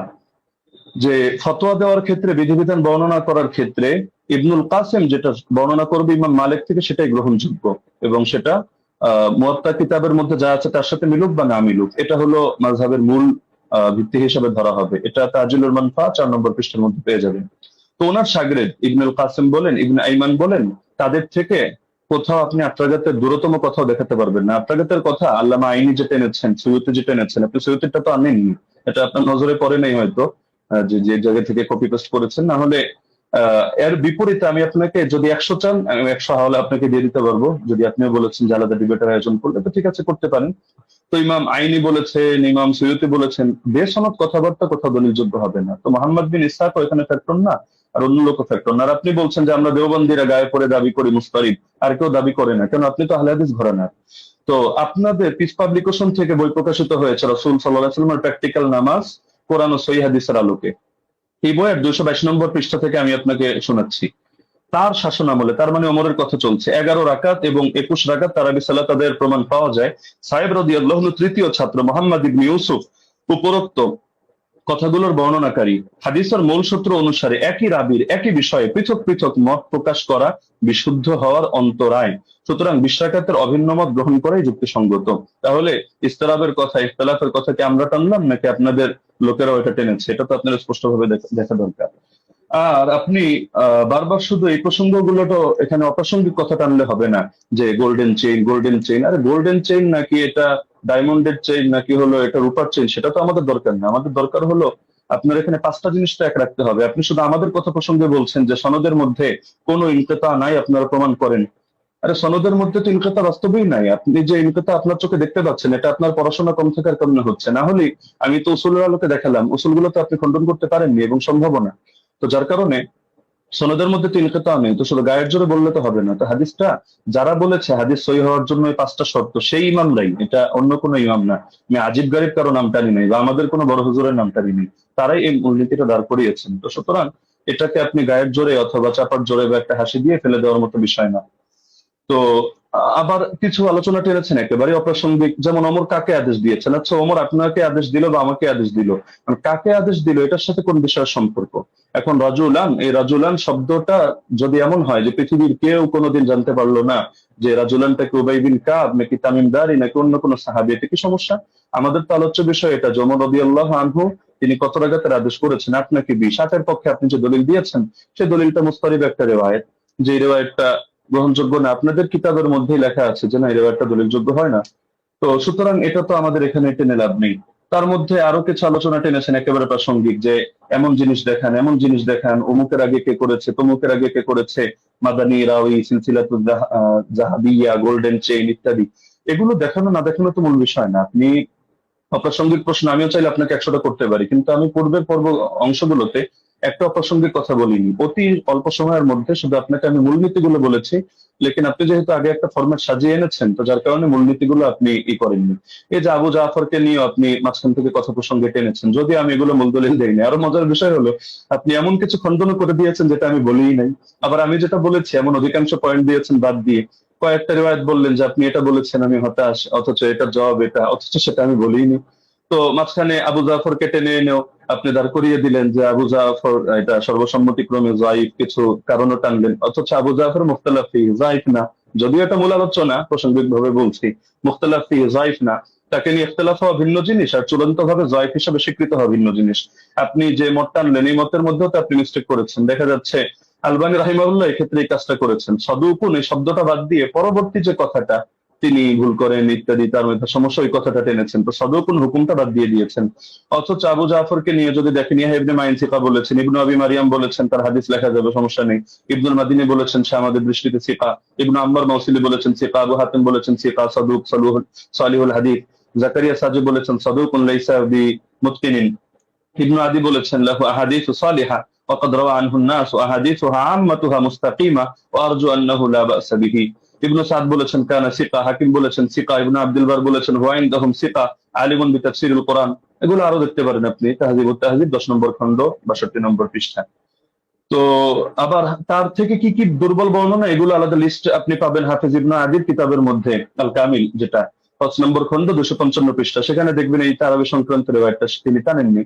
তো বারবার আপনি মুরসাল মুরসাল এই গায়ের জোরে মুরসাল সাব্যস্ত করে দিয়েই কথা তো শেষ না। আমরা যে মূলনীতিগুলো বললাম, আর এটাও আমরা দেখালাম যে সনদ কোথাও সহি না হওয়ার পরও সেই ক্ষেত্রে আপনার হুকুম আরোপ করে দেওয়া হয় যে এই জিনিসটা যেহেতু উম্মতের ব্যাপক আমলের মধ্যে আছে, কখনো কখনো সেটাকে আমলযোগ্য বানিয়ে দেওয়া হয়। এটা আহ, মানে ইমামদের সর্বসম্মত একটা উসুল, যদি আমরা এগুলোকে কোনোটাকে মূল ধরি নেই।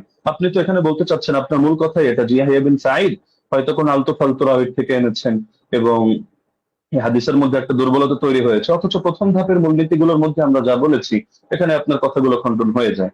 পাশাপাশি সেই জামানার আমলগুলোকে আপনি যেভাবে উড়িয়ে দিচ্ছেন যে যার যেভাবে মনে চায় আমল করেছে, লেকিন এই জায়গায় ওমর রাদিয়াল্লাহু আনহু আদেশ হয়তো ছিল না। আপনি খেলাফতের জামানা দেখেন নাই, নরেন্দ্র মোদীর জামানা দেখেছেন, এই হিসাবে আপনার এমন মনে হতে পারে যেখানে সাহাবীরা বলছেন যে সাহাবীরা আমল করতেন, কানু ইয়াকুমুন অথবা কুননা নাকুমু, আমরা আমল করতাম। তো তারা সকলে আমল করতেন আর খলিফা এখানে কিছু জানতো না, কিন্তু কোন বাড়িতে কি হচ্ছে না হচ্ছে এরকম সূক্ষ্মাতি সূক্ষ্ম অনেক বিষয় পর্যন্ত খলিফা জেনে যাচ্ছে। এটা তো অদ্ভুত ব্যাপার। খেলাফতের জামানার ব্যাপারেও যে বেদাত ওমরের জামানায় চলছে, যে ওমর একেবারে হুদাইবিয়া সন্ধি হলো যে গাছের নিচে সেই গাছ কেটে দিয়ে আসছে, হাজরে আসর চুমু খাওয়ার সময় পর্যন্ত ক্লিয়ার ভাবে বলছে যে আমি এই আকীদা পোষণ করি না তুমি কারো ক্ষতি করতে পারো, উপকার করতে পারো, বরং আমি এজন্য করছি তোমার গায়ে চুমু খাচ্ছি যে আল্লাহ রাসূল সাল্লাল্লাহু আলাইহি ওয়াসাল্লাম চুমু খেয়েছেন এই কারণে। তো আপনি যে কথাগুলো বললেন একটা নতুন কথা আসলে আমি পাইনি। এগুলো হাফেজ জুবাইর আলী জাহিদ কিতাব যদি কেউ পড়ে, বা শাইখ আলবানী সালাতুত তারাবি পড়ে, অথবা আপনার আব্দুর রহমান মোবারকপুরি সাহেবের কিতাবগুলো পড়ে, ব্যাস ওই যা বলেছে আপনিও ঘুরে ফিরে সেই কথাগুলোই বলেছেন। বাকি মজার একটা বিষয় হলো আমি এমন অনেক উসুল টেনেছি যেটা হয়তো আপনার কমন পড়ে নাই, তো যার কারণে আপনি এই জিনিসগুলোকে পুরো স্কিপ করে চলে যাচ্ছেন। তাই ছিল মুস্তালাহিল হাদিস। আর এই পৃথিবীর ইতিহাসে হাদিসের ইসতিলাহ নিয়ে কি এই কিতাবটা এই মাত্র কয়দিন আগে লেখা হলো? এর আগে ১,৫০০ বছরে হাদিসের ইসতিলাহের উপরে কোনো কিতাব লেখা হয়নি। আপনি মুরসালের সংজ্ঞা দেখাচ্ছেন যে মুনকাতি হাদিস কারো মতে গ্রহণযোগ্য না। আচ্ছা, কোন পর্যায়ে মুনকাতি গ্রহণযোগ্য না? খালি শিরোনাম দিয়ে হুকুম লাগিয়ে দিলেই হয়? তাহলে তো ঈমান ভঙ্গের কারণ যে 10টা শেখ মোহাম্মদ বিন আব্দুল্লাহ নজদি রাহিমাহুল্লাহ থেকে বর্ণিত আছে, এগুলো শিখে সবাই খারিজি হবে এভাবে যে যে জাদু করে ব্যাস সেই কাফের হয়ে গিয়েছে, যে কাফেরদেরকে মুসলমানদের বিরুদ্ধে সাহায্য করে, কোনো শর্ত নাই, কোনো হদ নাই, কোনো কয়েদ নাই, ভালোভাবে কাফের হয়ে গিয়েছে। তো এভাবে শিরোনাম দেখলে তো মুশকিল। এগুলোর ব্যাখ্যা তো ইমামদের থেকেই নিতে হবে, বক্তব্য যাদের থেকে নিবেন আপনার বক্তব্যের ব্যাখ্যাও তো তাদের থেকে নিতে হবে। আর আপনি বললেন যে আমি কথা প্রসঙ্গে মেনে নিয়েছি যে ওমর রাদিয়াল্লাহু তাআলা আনহু তিনি শুরুতে 11 রাকাতের আদেশ দিয়েছিলেন। এটাও তো আমি আমার বাক্যগুলোকে খেয়াল করেন না, আমি কি বোঝেন না, আমি ধরতে পারি না, নাকি আপনি পয়েন্টগুলো নোট আউট মানে লিখে না রাখার কারণে এমন ঝামেলা হচ্ছে সেটাও বুঝতে পারি না। যে দেখা যাচ্ছে যে এটা তো আমি বলেছি তর্কের খাতিরে যদি মানে অনেক কথা আমি দুই ভাবে জবাব দিয়েছি, জবাব ইলজামি, জবাব তাসলিমি, ইলমি উসুলের আলোকে।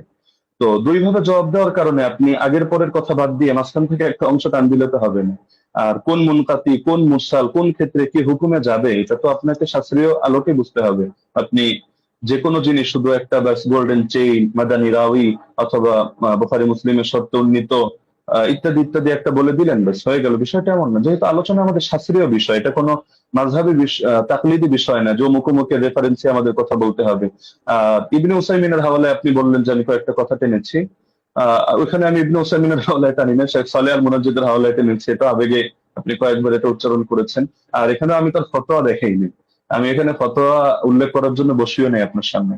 এখানে আমি দেখিয়েছি যে তারা সকলে আমরিহি অর্থাৎ এটা যে ওমরের আদেশে হয়েছে এই বিষয়টা তারা অস্বীকার করে নিয়েছেন। তো সুতরাং মানে যে জিনিসগুলো আপনার স্পষ্ট, তো সেই জিনিসগুলোকে গায়ের জোরে তো আপনি প্রমাণ করে নিতে পারবেন না যে না এই জিনিসটা এই প্রশ্ন আমি আপনাকে ছুড়ে দিলাম, এটার জবাব দেন, ওটার জবাব দেন, ওটার জবাব দেন, না দিলে বেশ তাহলে সাব্যস্ত হলো আমার কথাই সহি।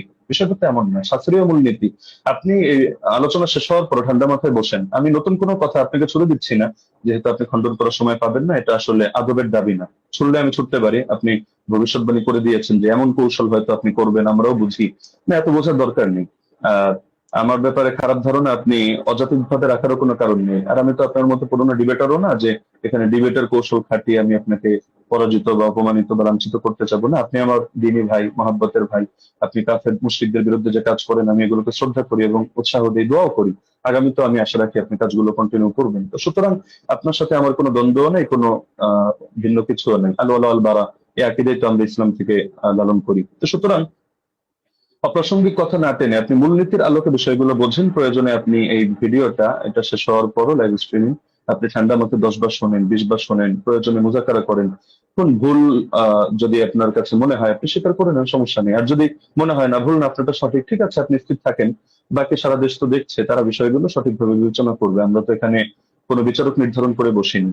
তো যার কারণে পুরো দেশ এটা কমন সেন্স দিয়ে বিবেচনা করবে। জাযাকাল্লাহ। আমি সেকেন্ড সময় অতিরিক্ত নিচ্ছি না।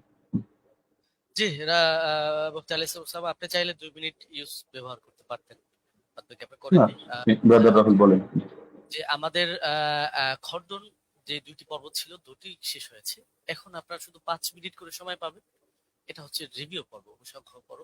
এই পর্বে আপনারা 5 মিনিট করে আলোচনা করতে পারবেন। নতুন কোনো তথ্য আপনারা অ্যাড করতে পারবেন না এই পর্বে। হ্যাঁ, আমি ব্রাদার রাহুল হোসেন আপনার কাছে যাব এবং আপনি বললে আমি আপনার টাইমটা শুরু করব। জি, শুরু করুন। জি, সো বিসমিল্লাহ। তো শেষ থেকে শুরু করি। ওস্তাদ জি বারবার কয়েকবার অভিযোগ করলেন বারংবার যে আমি জুবাইর যাই আর আলবানির বই পড়ে এসে বসে পড়েছি। কার বই থেকে ইলম নিয়েছি? সালাফদের থেকে তো আমরা ইলম দেবো, তাই তো? আলেমদের কাছ থেকে, কোনো জাহেলের কাছ থেকে তো নিইনি, তাই না? আমি তো আপনাকে বলতে পারি যে মৌলানা আব্দুল মালিক সাহেবের বই থেকে ঢের প্রমাণ দেখিয়েছি। তো তার কাছ থেকে জ্ঞান নিয়েছি, আপনার কাছ থেকে আমি জ্ঞান নিই। বিভিন্ন জায়গা থেকে জ্ঞান নিই আমি। জ্ঞান আমার উপরে এলহাম আসবে না, এটা অন্তত আপনি মানেন যে আমার প্রতি এলহাম আসবে না। আলেম ওলামাদের বই পড়েই আমাদের এখানে আসছে, এসে আলোচনা করা। তো এখানে তো এতরাজ করার অভিযোগ মানে কি আমি বুঝলাম না। 2 নম্বর, তিনি বললেন যে আমি নাকি এমন কিছু অভিযোগের জবাব দিয়েছি, যেহেতু আগে থেকে স্লাইড তৈরি করে রেখেছি, এই জন্য নাকি আমি তাল হয়ে ফেলেছি। আমি অবাক হয়েছি, যে ভাবলাম যে উস্তাদজি হয়তো অনেক কিছু মানে একদম ইলমে হাদিসের অনেক কিছু নিয়ে আসবে। এসে আমি অবাক হয়েছি, না, কিছুই নিয়ে আসেনি। একটা মুত্তাসিল সনদই পেশ করতে পারেনি। তার জন্য আমি অনেক কিছু ভেবে অনেক কিছু রেডি করে গেছি। দুর্ভাগ্য যে আমি যা রেডি করেছি তার 30% দলিল দিতে পারিনি। আমি একদম নিশ্চিত, আমি যদি আজকে ওসামা যে উস্তাদজির মানে ওসমার জায়গাতে থাকতাম, উস্তাদজির পক্ষে থাকতাম, তাহলে আমি এর চেয়ে ঢের দলিল লাগাতে পারতাম। ঢের দলিল লাগাতে পারতাম। আমার কাছে 20 টাকার পক্ষে আরো অনেক দলিল ছিল, অনেক দলিল, কিন্তু উস্তাদজি দিতে পারেনি, না দেয়নি, না কি আমি বুঝলাম না। তো যাই হোক, সেটা একটা আলাদা বিষয়। এখানে লাস্টে তিনি ঘুরে দিলেন যে এটা ইনকেতা। ইনকেতা কেমন ইনকেতা? জি, আপনার চেয়ে তো অনেক বড় বড় উস্তাদজিরাই তো আমাকে শিখে দিয়েছে এটা ইনকেতা। যেন দলিল নামাজে মাসাল বই তো দেখালাম, তিনি ইনকেতা স্বীকার করে নিয়েছেন, মুরসাল স্বীকার করে নিয়েছেন। জাফর আহমদ উসমানী বলছে মুরসাল, ইনকেতা আছে, বিচ্ছিন্নতা আছে। আমি আপনাকে পরিষ্কার চ্যালেঞ্জ করেছি, জবাব আপনি এখন পর্যন্ত দিচ্ছেন না। যে হাদিস সহিহ হওয়ার জন্য 5টা শর্ত। প্রথম শর্ত, হাদিস মুত্তাসিল হতে হবে। হাদিস কি মুত্তাসিল? মুত্তাসিল না, বিচ্ছিন্ন ঘটেছে, ওলামারা স্বীকার করে নিয়েছে। আর যদি আপনি অস্বীকার করতে চান, জনসাধারণ দেখছে, এমন খেয়ানত অন্তত করাটা উচিত নয়। যেখানে আমাদের মৌলানা আব্দুল মালিক, আব্দুল মতিন সব স্বীকার করে নিয়েছে ইনকেতা ঘটেছে, আর আপনি এসে বলছেন যে ইনকেতা ঘটেনি। ইনকেতা ঘটেছে তারা মূর্খ। এখন মৌলানা আব্দুল মালিক মতিনকে কেউ যদি মূর্খ বলতে চাই, বলতে পারবে, তবে আমি বলতে চাই না। 3 নম্বর, তিনি বললেন যে দাউদ বিন কায়েসের হাদিসের জমা হওয়ার কথা আছে, ধরে নিলাম, আচ্ছা আছে, জমা হওয়ার কথা আছে। আচ্ছা উস্তাদ জি, এটা কি ইনসাফ? মোহাম্মদ বিন ইউসুফ থেকে টোটাল 8 জন বর্ণনা করছে তারাবি রাকাত, 5 জন বর্ণনা করছে 1 রাকাতের পক্ষে, 6 জন, আর মাত্র দাউদ বিন কায়েস বলছে 11 রাকাত। তাহলে 7 যদি হয়, কোনটা হবে? দাউদ বিন কায়েসের বিরুদ্ধে মোহাম্মদ বিন ইউসুফের 5 জন শাগরেদ আছে। এই 5 জনকে উড়িয়ে দিয়ে দাউদ বিন কায়েসের হাদিসটা আপনি গ্রহণ করতে চাচ্ছেন? এটা কোথাকার রাসূল, একটু আমাকে জানিয়ে দিবেন। আর 2, দাউদ বিন কায়েসের আমি আরেকটা অংশ বলেছি, ওটা আপনি হয়তো হজম করতে পারেননি, কারণ এই দলিলটা নতুন আপনার কাছে, বুঝতে পারেননি। আমি বলেছিলাম যে দাউদ বিন কায়েস তিনি আরেকজন তার ছাত্রের কাছে ইমাম ফারাবি কিতাবুস সিয়াম থেকে দলিল দিয়েছি, যে তিনি বলেছেন উমর রমজান মাসে তারাবির জামাত শুরু করেছে, কত রাকাত উল্লেখ নেই, এবং মুসান্নাফ আব্দুর রাজ্জাকে ওই সনদেই ওখানে আছে দাউদ বিন কাইস ও গায়রাহু এবং আরেকজন বর্ণনা করছে, কে বর্ণনা করছে উল্লেখ নেই এখানে। দাউদ বিন কায়েস রাহিমাহুল্লাহ তিনি অন্য ছাত্রকে বলছে কোনো রাকাতের কথা উল্লেখ করেনি। তাই যদি সাজ হতে হয় 21 টাকাতে বর্ণনা সাজ, কেন দাউদ বিন কায়েসের বিরুদ্ধে 5 জন 1 রাকাত বর্ণনা করেছে। ইয়াইয়া সাইদ আল কাত্তানের মতো রাবি আছে, কাকে চাই আর কে দরকার আর? ইয়াইয়া সাইদ কাত্তান এর মতন ব্যক্তি আছে, তারপর অন্য কাউকে দরকার? 5 জন। তাই দাউদ বিন কায়েসের হাদিসই জয়ীফ হবে, সাজ হবে মোহাম্মদ বিন ইউসুফ থেকে, বাকি 5 জনের হাদিস কোনোভাবেই না দাউদ বিন কায়েসের হাদিস। অতএব মানে এই হাদিসে এসে সাজ হওয়ার কারণে জয়ীফ। প্রথম কথা এখানে বলছেন যে ইমাম মালিক থেকে নাকি আমি প্রমাণ পেশ করতে পারবো না যে ইমাম মালিকের ছাত্ররা, কারণ যে মাযহাবের আমি মত বর্ণনা করব সেই মাযহাবের ইমাম থেকে দেখাতে হবে। আমি মনে ভুলে গেছেন, আপনি যে কাসেম থেকে বর্ণনা পেশ করেছেন ওই কাসেম থেকে দেখে দিয়েছি। ইবনুল কাসিম ইমাম মালিকের ছাত্র সাং বলছে যে ইমাম মালিকের যুগে 36 রাকাত হতো, কিন্তু ইমাম ইবনে কাসিম নিজে বলছে যে আমি, ইমাম মালিক বলেছেন যে ফি নাফসি আমার জন্য ইহিদা আশারা, আমি 1 রাকাতকে গ্রহণ করেছি। মানুষ কি পড়ছে উমরের ইমাম মালিকের জামানায়। ইমাম মালিক কত গ্রহণ করেছে? কত? তিনি 1 রাকাত। আমি আপনাকে 2-3টে প্রমাণ দেখেছি।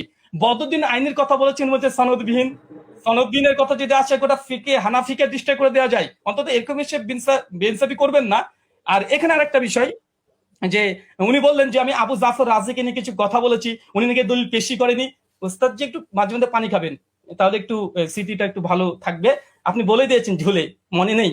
আপনি বলেছেন আবুল আলিয়ার হাদিস আছে। আবুল আলিয়ার হাদিসের রাবি কে? আবুল আলিয়ার হাদিস মুক্তারা আল মুক্তারা আল হাদিসুল মুক্তারার মধ্যে আবু জাফর রাজি আছে। তাই বুঝি মাঝে মধ্যে একটু পানি খাবেন।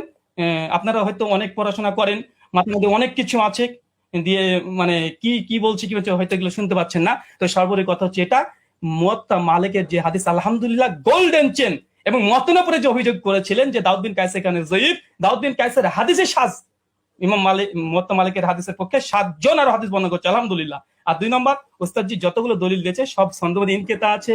উনি এটাকে যতই জোর করে প্রমাণ করার চেষ্টা করুক যেটা ইনকেতা সনদ গ্রহণযোগ্য, আমিও 4 জন মুহাদ্দিসের কথা নকল করেছি। ইনকেতা মুরসাল হাদিস জয়ীফাই 200 নামাজের মাসালেও আছে, সে মুসলিমও আছে আলহামদুলিল্লাহ। 5 মিনিট আমি আলী হাসান ওসামা আপনার কাছে যাব এবং আপনি 5 মিনিট সময় পাবেন। এখানে নতুন কোনো তথ্য আপনি অ্যাড করতে পারবেন। জি, শুনতে পাচ্ছেন? আপনি বললে আমি টাইমটা শুরু করব। জি, শুরু করুন। 10 সেকেন্ড।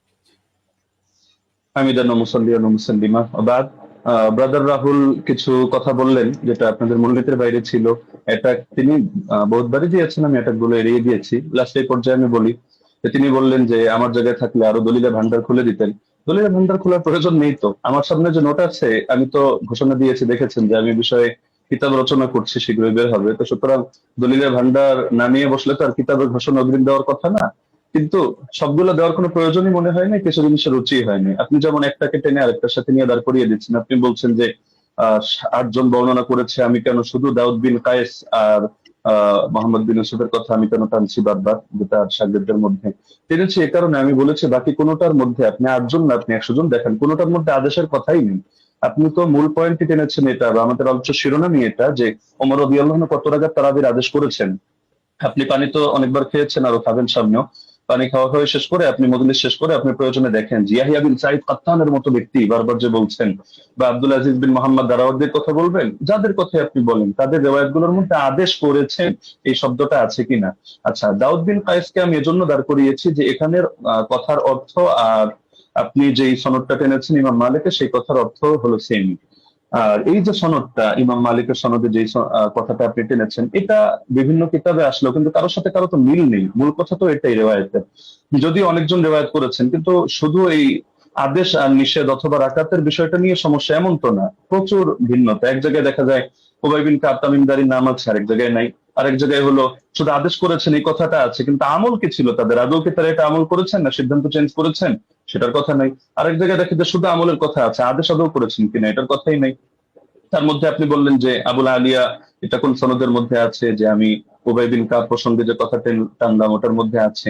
এটা তো আমরা তারাবির 20 রাকাতের আলোচনার মধ্যে কথা টানিনি। এটা তো আমরা দেখিয়েছি যে আপনার ওই মূলনীতি বোঝানোর জন্য যে আমল যদি খেলাফ হয় তার বর্ণনা, তাহলে সেই ক্ষেত্রে হাদিসের দুর্বলতা সাব্যস্ত হয়। ওইটা বোঝাতে গিয়ে যে সাহেব বিন ইয়াজিদের আমলও খেলাফ, ইমাম মালিকের আমলও খেলাফ, একইভাবে আপনার উবাই বিন কাবের আমলও খেলাফ। উবাই বিন কাবের আমল কিভাবে খেলাফ এটা বোঝাতে গিয়ে 3টা দলিল দিয়েছে, এর মধ্যে আপনার এই পয়েন্টটা আছে। আর আপনি বারবার শুধু টানছেন যে মুনকাতি মুনকাতি মুনকাতি। আপনি শুধু একটা শব্দ শিখলেই তো কাজটা শেষ নয়, আর হুকুমটা তো আপনার ইমামদের থেকে নিতে হবে, শাস্ত্রের আলোকে নিতে হবে। তো আপনি শাস্ত্রের আলোকে না নিয়ে আপনি শুধু নিজের গায়ের জোরে কথা একটা বললে তো হবে না। আপনি আব্দুল রহিম সাহেবের থেকে এলেম নেবেন নেন, আব্দুল মতিন সাহেবের থেকে এলেম নেবেন নেন। আপনি বলছেন যে ওনারাও মেনে নিয়েছেন মুনকাতি। আমি তো বললাম যে যেই নিমাউই রাসারুস সুনানের হাওয়ালা দিলেন, যে স্ক্রিনশট দিলেন, এখানেই দেখা যাচ্ছে ইমাম নিমাউই 2টা কথা বলেছেন। তা আপনি কি বলবেন যে নিমাউই এক পাগল, আগের লাইনে বলে এক কথা, পরের লাইনে বলে আরেক কথা? আগের লাইনে বলে আসছে মুরসাল, পরের লাইনে বললো যে না, এগুলোকে মুরসাল ধরা হয় না, মুত্তাসিল ধরা হয়। তো বলেন ইমাম নিবাবী একটা পাগল যে তিনি আসারুস সুনান এই কিতাবের মধ্যে মূর্খতার পরিচয় দিয়েছেন? না, এখানে আপনাকে বুঝতে হবে যে আমি এই শব্দ বলেছি, একটা জাহেরি বিবেচনা, একটা হলো হাকিকি বিবেচনা। এই পার্থক্যগুলো না বুঝে আপনি আলোচনার মধ্যে তো এভাবে বসলে তো মুশকিল। এজন্যই অনেকে নিষিদ্ধ করেছে যে আসলে শাস্ত্রের আলোচনা যেহেতু, তাহলে শাস্ত্রজ্ঞ ব্যক্তি ছাড়া এটা বলাও মুশকিল, বোঝানো মুশকিল। তো আমি আলোচনাটা আসলে শুধু ব্যক্তি আপনার জন্য করেছি এমন না, বরঞ্চ এটা সারা দেশের জন্য আলোচনা করা। যদি আমরা জানি যারা দলান্ধ, উভয় পক্ষে, আমি আপনাকে ইন্ডিকেট করে কোনো খারাপ কিছু মিন করছি না, দলান্ধরা কখনো তাদের মাসলা পরিবর্তন করে না। এটা জিবরিল আমিন যদি নাজিল হয়ে বলে তাও করবে না, এটাই দুনিয়ার আমাদের স্বাভাবিক অভিজ্ঞতা। তবে শাস্ত্র বোঝার মতো যোগ্যতা যদি কারো থাকে, তাহলে আপনার আলোচনা আমার আলোচনা সবগুলো নিরপেক্ষভাবে বসে কেউ যদি বিবেচনা করে, সেই ক্ষেত্রে সিদ্ধান্ত নিতে পারবে, কোনো সমস্যার কিছু নেই। এটা নিয়ে আলাদা করে আমারও মন্তব্য করার কিছু নেই, আপনারও মন্তব্য করার কিছু নেই। মন্তব্য এটা জাতি করবে। এখন আমি যদি গায়ের জোরে একটা মন্তব্য করি, আপনি যদি গায়ের জোরে একটা মন্তব্য করেন, এটা ঘুরে ফিরে সে চর্বিত চর্বণ কথাই হবে। এটা জাতি তারা রিভিউ দিতে পারবে, তারা আলোচনা করতে পারবে।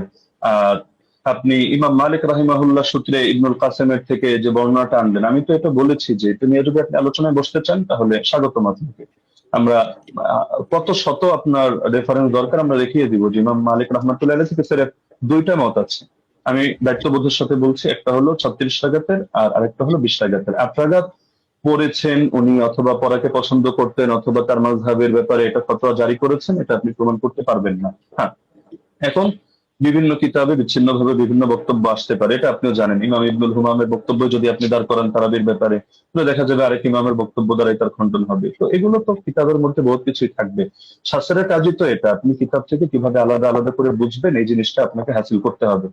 আর আপনি যে কথাটা বললেন মুরসালের হুকুমটা সহিহ মুসলিম থেকে, যেহেতু সময় প্রায় শেষ আমি এটা বলার সুযোগ নেই, আমি আপনাকে রেফারেন্সটা দিয়ে দিচ্ছি। শারহ ইলাল তিরমিজি 1 নম্বর খণ্ড 543 পৃষ্ঠা থেকে আপনি এটা দেখে নেবেন যে আসলে এই মুরসালকে ঢালাওভাবে অগ্রহণযোগ্য কিনা। না, অগ্রহণযোগ্য না, এই কথাটা একটা বেদাতি কথা। তো এটা কিভাবে কি, আমি আর সময় নিচ্ছি না, আপনি দেখে নিয়েন শারহ ইলাল তিরমিজি থেকে। জাযাকুমুল্লাহ, মুহিব্বুকা ফিল্লাহ। আসসালামু আলাইকুম ওয়া রাহমাতুল্লাহ। জি, আপনাদের দুজনকে অনেক অনেক ধন্যবাদ, এবং ব্রাদার রাহুল হোসেন এবং শেখ মুফতি আলী হাসান ওসামা। আমাদের এই প্রোগ্রামটা খুবই চ্যালেঞ্জিং ছিল। আলহামদুলিল্লাহ আমরা চেষ্টা করেছি প্রোগ্রামটি নিরপেক্ষভাবে পর্যালোচনা করার জন্য, পরিচালনা করার জন্য, এবং এই প্রোগ্রামটি আপনারা আমাকে সহযোগিতা করেছেন। দুজনেই খুব সুন্দর আলোচনা করেছেন, এবং যারা এই আলোচনা শুনেছেন আমি বলবো যে আপনারা নিজেদের মধ্যে ফাসাদ না করে আপনারা অবশ্যই দলিল গুলোকে বিবেচনা করে আপনারা সেই অনুযায়ী আমল করবেন।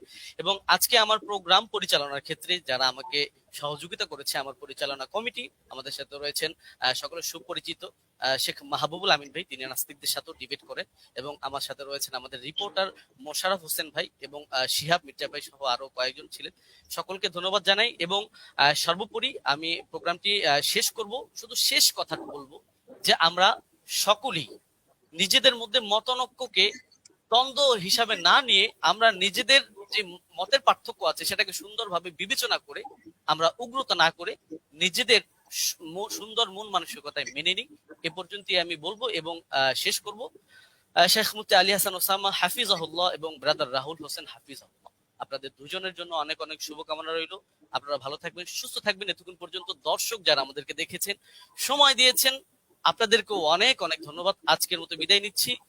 আসসালামু আলাইকুম ওয়া রাহমাতুল্লাহি ওয়া বারাকাতুহু। ওয়া আলাইকুম আসসালাম।